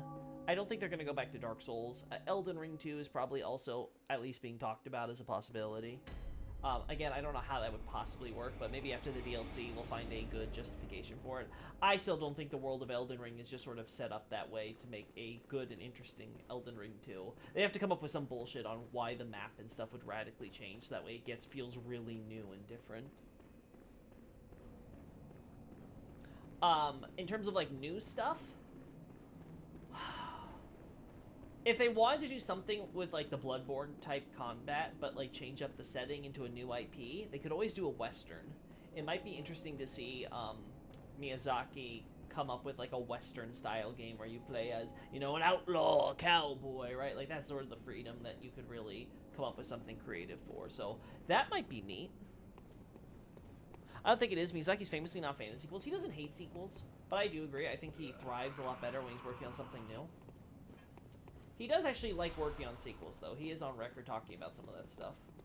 But he's definitely more interested in working in new IP, I think, more than anything. Because I think he just likes coming up with new stuff more. Alright, let's see if I remember. Oh, no, I don't have any bullets, so it doesn't matter. Okay. Hey, these guys are so easy if you have bullets.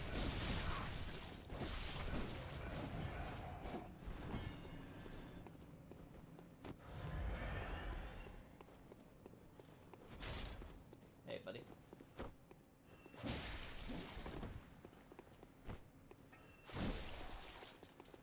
Man, I don't have the stamina for this.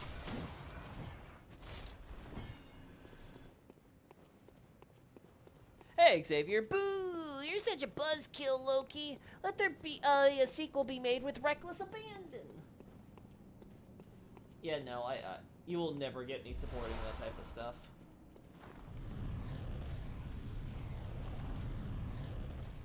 I just honestly prefer, I'd honestly prefer it if From Software not try to phone in sequels for sequel's sake because their stuff is popular. Especially considering we now know, across all their different IPs, that, let's be honest, a FromSoft game is a FromSoft game, and Miyazaki himself admits he doesn't know why Elden Ring is more popular than all stuff. I think I could think of a few reasons, but... assuming he's not just being humble, I think he could totally get away with, just keep on making new IPs forever. Because there's a very good chance that they're going to be popular, and if you market them properly, they'll be just as popular as Elden Ring. Or at the very least, close to it. Let's be honest, if you even have a fraction of Elden Ring's popularity, you're doing good.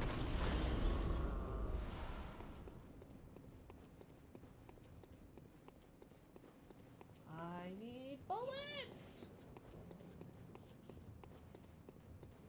From Wester's actually something I could see happening. I didn't even think of that. Yeah, it's one of those ideas where I'm like, okay, what is an area of, like, classic, like, narrative archetypes and settings that From Software hasn't done yet, but could totally be up Miyazaki's alley? I could totally see him getting really knee-deep into studying, like, American culture and folklore and stuff, and come up with some weird thing where he, like, combines, like, Jabberwocks and, I don't know, you know, like, you know, Devil with the Violin, or, you know, like, some of the old, like, Southern stories and ghost stories and stuff, and just combine that into a Western setting and create something, you know, that's kind of like Souls and Bloodborne, but kind of its own thing. And then they could probably add their own twist on the styles and stuff, and it would become, like, you know, just kind of like its cool own separate little deal. That could be neat.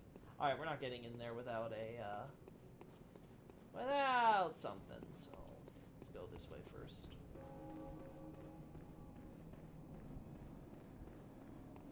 I want a caveman Sekiro where you fight monsters to feed your wife and kids. I don't think that's gonna happen. I think that's too simple for Miyazaki in terms of, like, premise.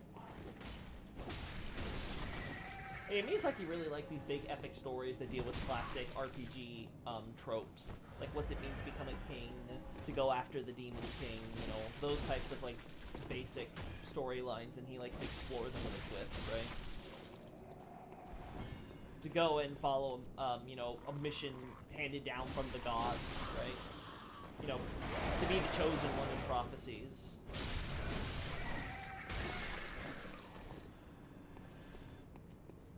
To be that person that exists in the middle of the apocalypse, right?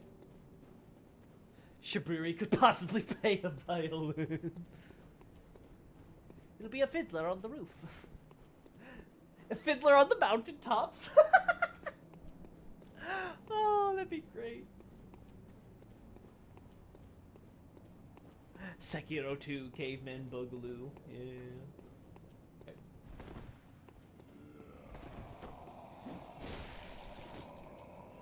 There we go. Come on, you guys. I know you got some silver on you, so just hand me some silver. Hand it for the poor war veteran. Ah, I see, a shield. This reminds me of my time at the war. We also had shields. It didn't help us when the bombardments came. We can't enter here. Oh no!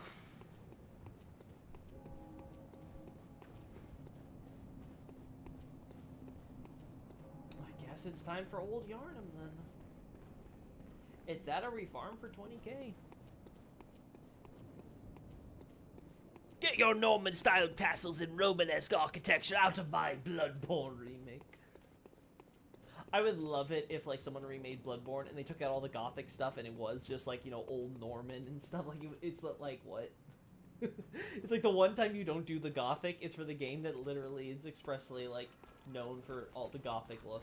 That would be so funny. It won't happen, because I think Western media in general are just obsessed with the Gothic look.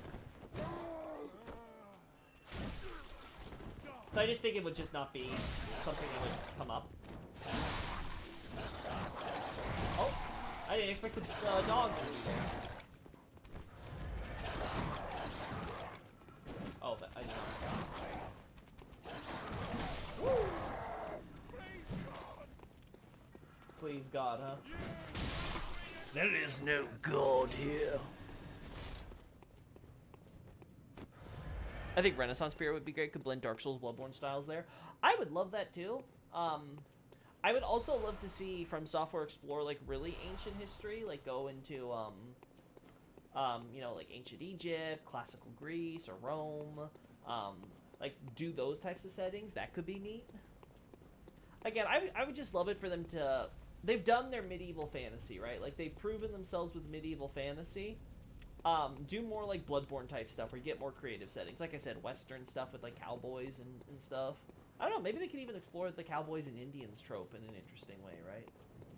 I mean, Miyazaki loves playing with the idea of like, you know, the savage and stuff, and playing with the idea of, are they really like animals and stuff, and, you know, playing with it like, you know, sometimes they are, sometimes they're not, like, in certain ways, right? Like, sort of like, you know, doing it more complex than sort of the reductive, you know, like, cowboys are always the good, and Indians are always bad, or, you know, Indians are actually, you know, victims or something like that. Like, you know, it, you know, sort of having like a good, healthy, like, sort of mix that creates a really interesting, nuanced story. So I don't know, I think they could come up with some, like, cool stuff there. Yeah, but please more Italian Renaissance rather than English one. Yeah, that's the one I would be thinking of, right? I would love something more in the Italian style. And who knows, maybe Miyazaki and company could get really inspired by, like, a lot of the art that was coming out at the time. You know, you got stuff from Rembrandt, and you also get the Baroque stuff that comes in around that period. Could also be interesting to see them do, like, a colonial times type thing, right? Like, set it in, you know, like, 17th century type thing, like, you know, just in between, like, sort of the medieval and the Victorian stuff you see in Bloodborne and things, right? I can't really think of a lot of games that explore that setting outside of, like, say, like, Assassin's Creed, I think. So that could be cool, too. But yeah, there's so many options. They could kind of go for any of it and it would work.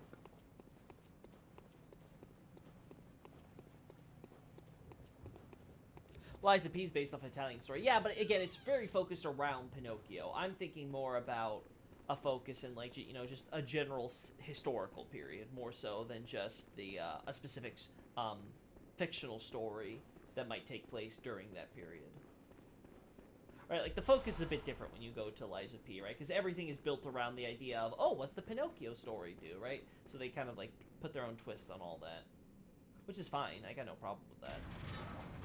I'm just saying, it's not quite the angle I'd want to go to get a setting like that. It's not as it name drops Mario, it's S tier.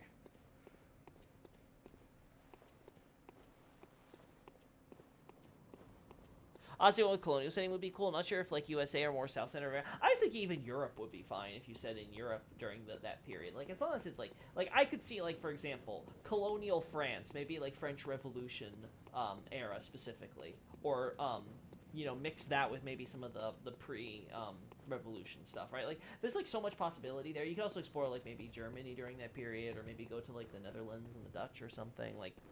Like, there's so much stuff in history that would kind of be cool to see someone like Miyazaki do a, did I actually press the lever? I don't remember. Actually do a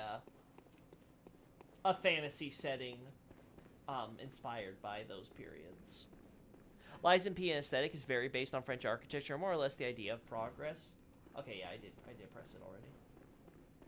And we'll go this way.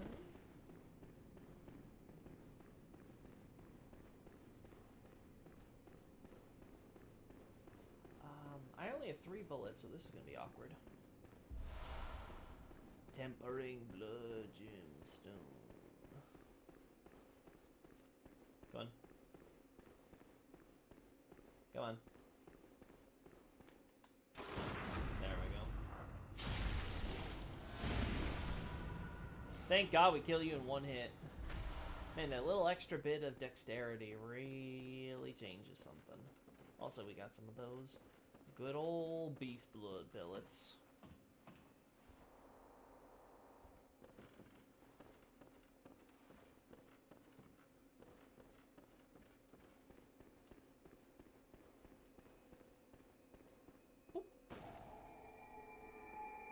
All right. Old man. I can't read, even with my glasses.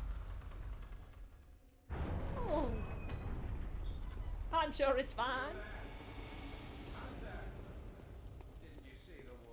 No, I can't read. Also, sir, I'm just trying to pick up my blood vials. Don't mind me. Oh. Oh. I was not trying to. Please understand, sir. I was not trying to shoot you. I was actually trying to back up from you. Oh. There we go. Right before the guy decided he would crystal lizard his way off. Oh, well, that's unfortunate.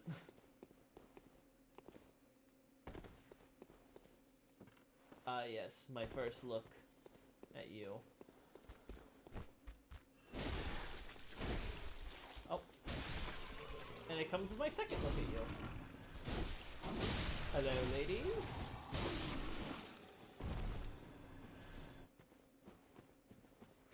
About a 1970s suburban dad going through a divorce and how Lovecraftian cosmic horrors behind it. You know what? I somehow don't think that's something Miyazaki is likely to tackle. I just got a hunch. Is that it? Yep, I guess so. The floor is more reflective than I remember, but then again, this was when Dark Souls was going to adapt the Bloodborne look, where everything looked more wet. Dark Souls 2, everything looks so goddamn dry. Dark Souls 3, everything looks so goddamn wet.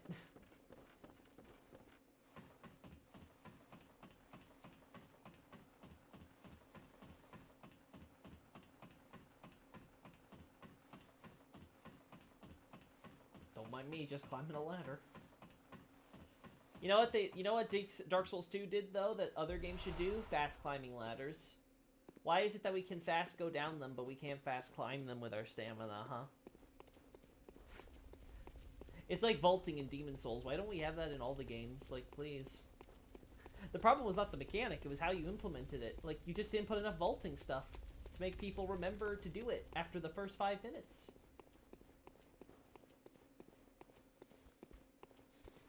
Elden Ring has the perfect balance of dry and wet. Yeah, brother. Elden Ring's, yeah, art style, I think is going to be the most timeless of them all.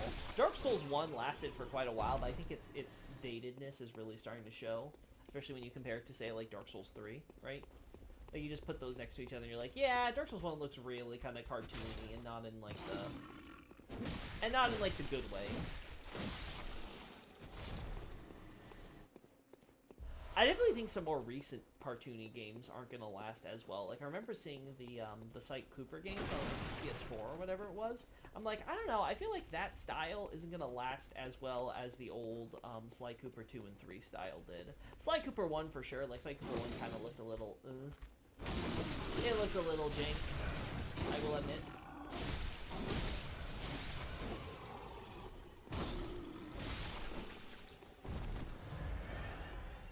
But yeah, I feel like some games, I think some games, even the cartoon art style would save you in terms of timelessness.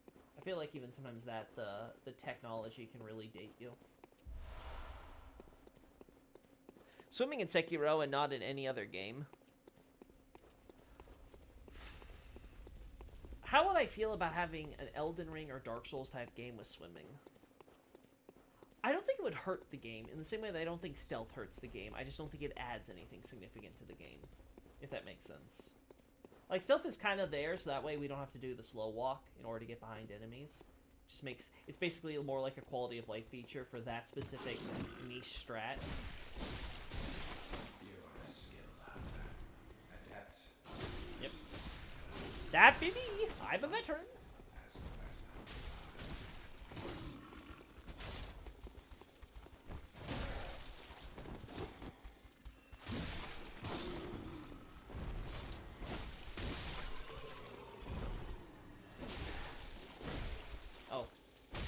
A little bit more strength there, clearly.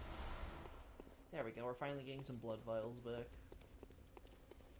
Which is why I must stop you. Oh! He shot me!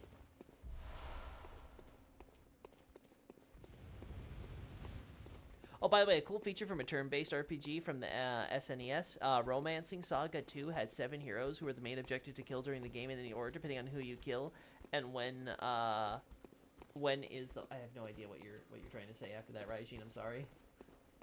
I can understand what you're trying to say. But no, yeah, I definitely think a lot of older games from the NES era and stuff definitely have cool concepts that I would love to see games explore again. Just in general, I feel like there's a lot of games and game developers out there that are just... I don't know. I don't want to say they're, like, phoning it in or whatever. But I think when you look at the state of play and stuff, you see a lot of games that are very obviously trying to, you know, cash in on that live service model. It's like, man, sir, I'd rather spend hundreds of dollars on a Chinese gacha than any of the crap that you're coming out with in my own country. Like, how did this happen? Oh. I play indie games that recreate early PlayStation console game graphics because I think it looks cool. Yeah, there's definitely something to the retro look, though personally, a lot of those games don't grab me. There is one though, that you guys, I think it was you, Xavier, who recommended it, that I'm like, ooh, I'm interested in playing that. But like I said, I'm waiting until we get the new PC, and then we'll seriously start considering that Miyazaki dating sim one. Again, that's another type of game that I don't think he'll ever do.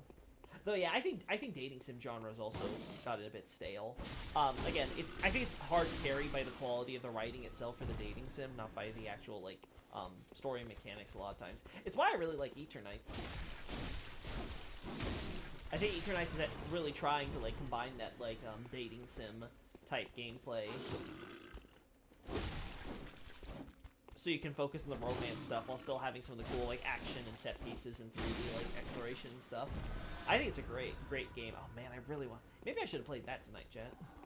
I really want to get back into that one. Alright, we're gonna go this way. Oh. Excuse me, sir.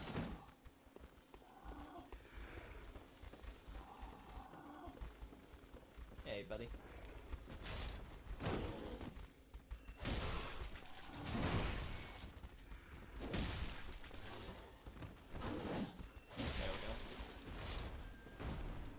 Alright, can we get him to explode?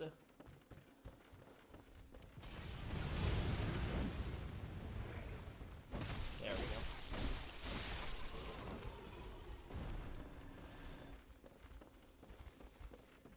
I see what you're trying to say now, Raijin.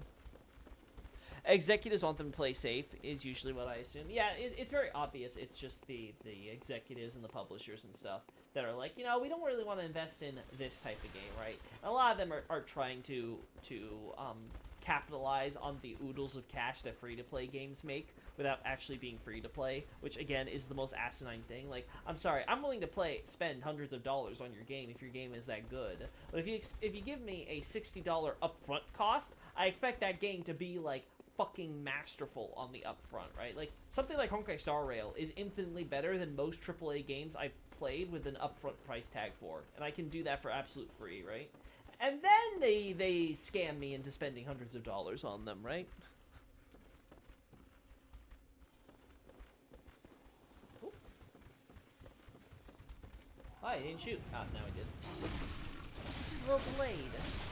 He's a funny little goober. Wait, is there... Oh, no, I think I did pick it up, so...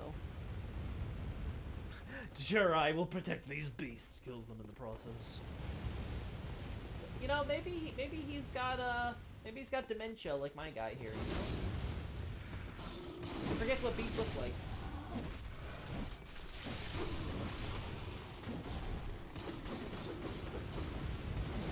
Oh. Ooh. I forgot you could do a combo like that.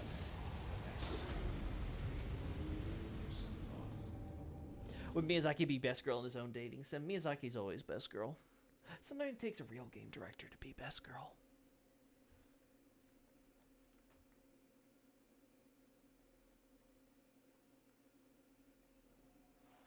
Beautiful. We're back. I'll be honest, I'm not exactly sure.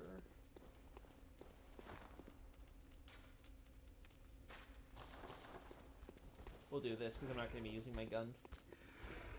Let's just deal with all these beasts. Fucking beasts. Oh.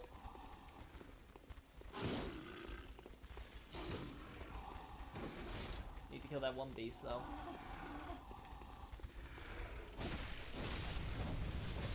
Brave man. Oh. Sure, I didn't know you had that angle.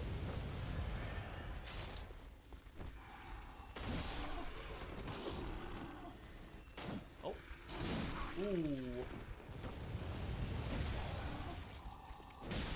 Woo. Woo. I'm caught between a rock and a hard place. Aw, damn. There we go.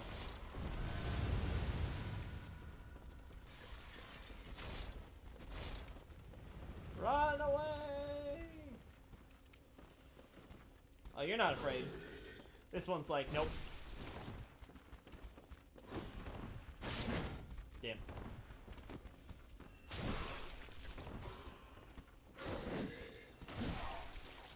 Oh! Oh, oh man. There we go.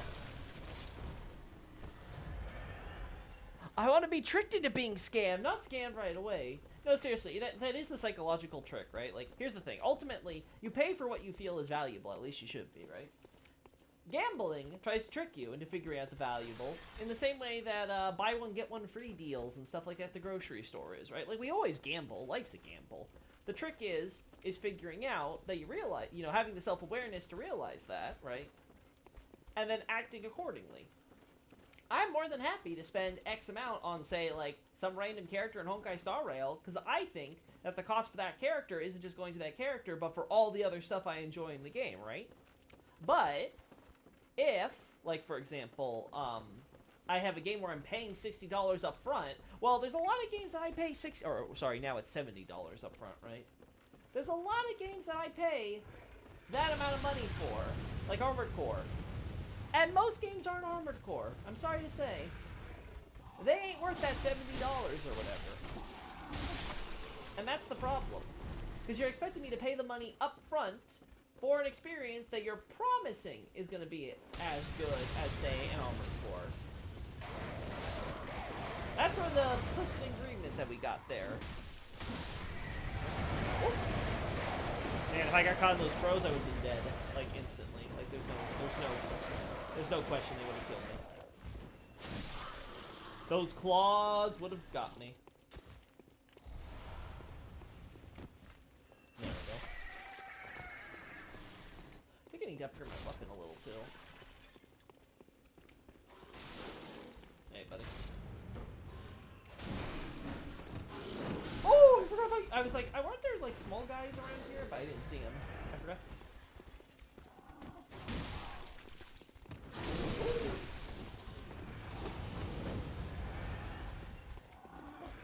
Come on. Come on. Come on. Come on.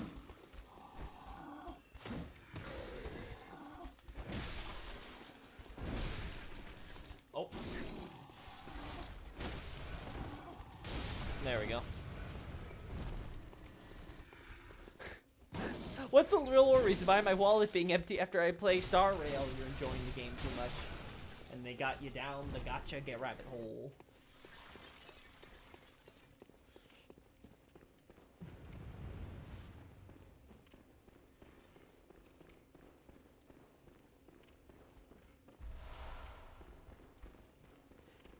No, but yeah, ultimately, it's just a matter of, do you think that game is worth, like, the oodles of cash you're putting into it? And the problem is, a lot of those games, especially the live service games where they make you pay up front, it's just not worth it. Now, if you made them free-to-play games, then maybe you can make an argument for that. But there's plenty of free-to-play gacha games out in the world, and most of them are shit. Or definitely not worth you spending the amount of money that they expect you to. Like, even there, ultimately, it's a competitive space. And I can see why Hoyoverse has the nigh monopoly between, Genshin and Star Rail. But at least in terms of Star Rail, the quality speaks for itself, I feel. I've been having a blast the past 6 or so months.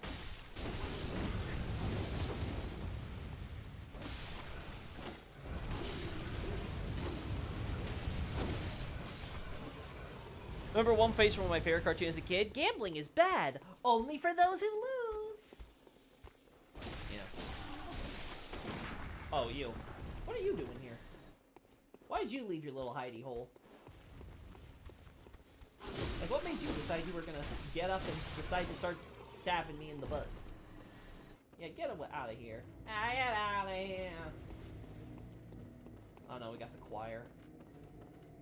We got the Sunday choir mass.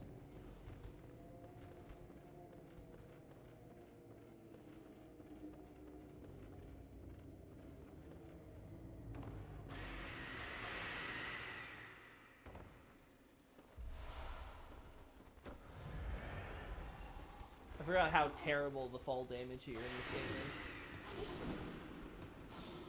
Hey, buddy.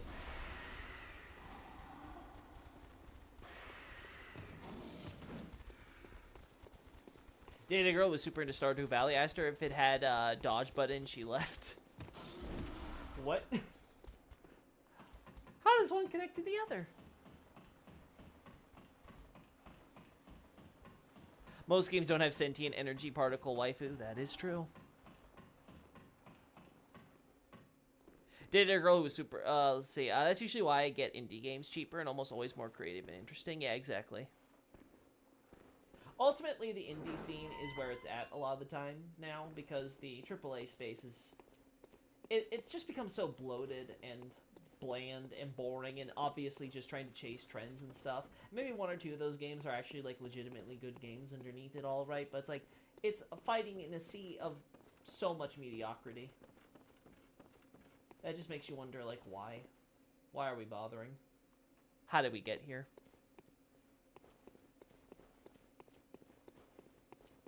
Alright, back down here. I have been low on bullets for the longest time. I'm actually surprised by how little you get. I remember it being a lot easier to get, Quicksilver.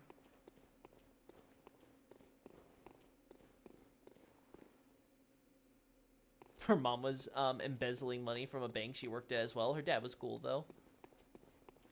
Man, you got some stories, huh, Tyrone? Oh, whoops. Me trying to find this guy so I can kill him. Yeah, I need these guys are way too tanky. Alright.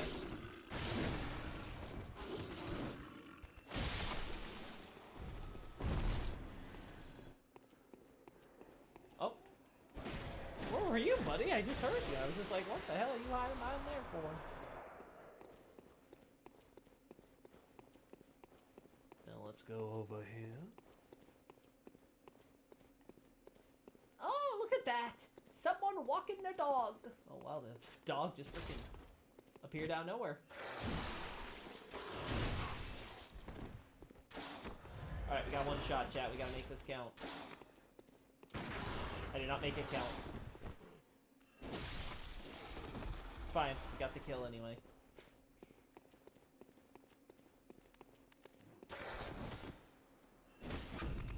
I cannot believe that worked at that angle. And it works again.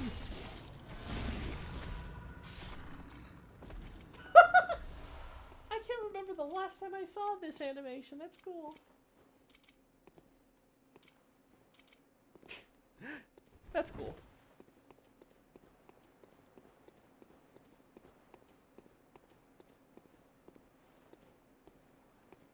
Alright. Let's go see our friend.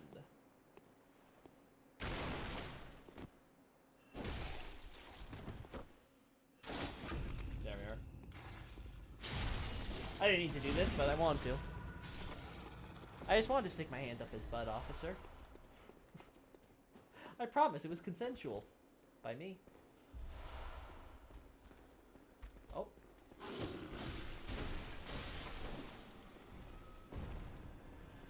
Alrighty now. Oh gosh darn my rheumatism. It really hurts my legs to drink up this long staircase, you know. There we go. The actual important shortcut.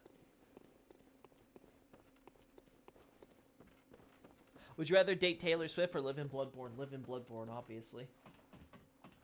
You didn't even say I had to live in Yarnum. I'm gonna get out of Dodge right away. Go to the nicest country out there.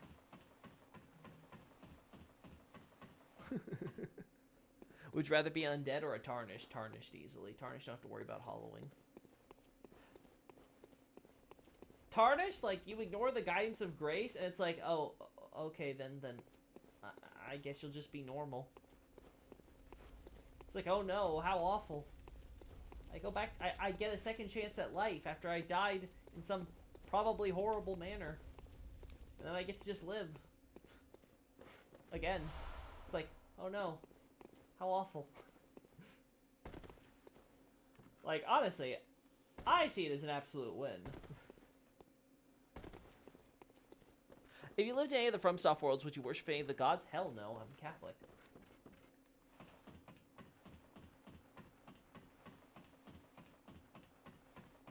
If we were talking about, though, like, the idea that I was someone from that setting or whatever, would there be any gods whom I would then worship in that scenario? Let's see. I mean...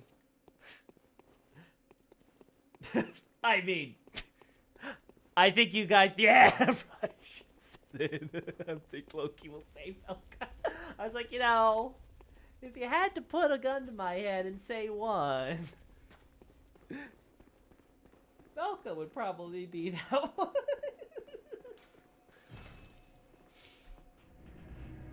No, but yeah, yeah, Velka would be a cool god to worship, though. I honestly think, though, Mikloif wouldn't be half bad. I mean, how can you go wrong with a god whose entire shtick is fixing you up and getting you drunk? I mean, I don't drink, but hey, seems like he's cool at parties. Ah, yes, my favorite type of doll. Silent. I love a woman who doesn't talk back. There we go. Ah, yes. Good old Victorian sexism. Wasn't like that back at the war. Back then, women were nurses and they helped heal us up and all that stuff. Dumb broads, they should have been sent to the kitchen. I'm making this character worse and worse as we keep going on. I think this old timer needs to, you know, go to an old person's home. I think good old Grandpa needs to step out of polite society. Yeah, nothing else back here, so we're good.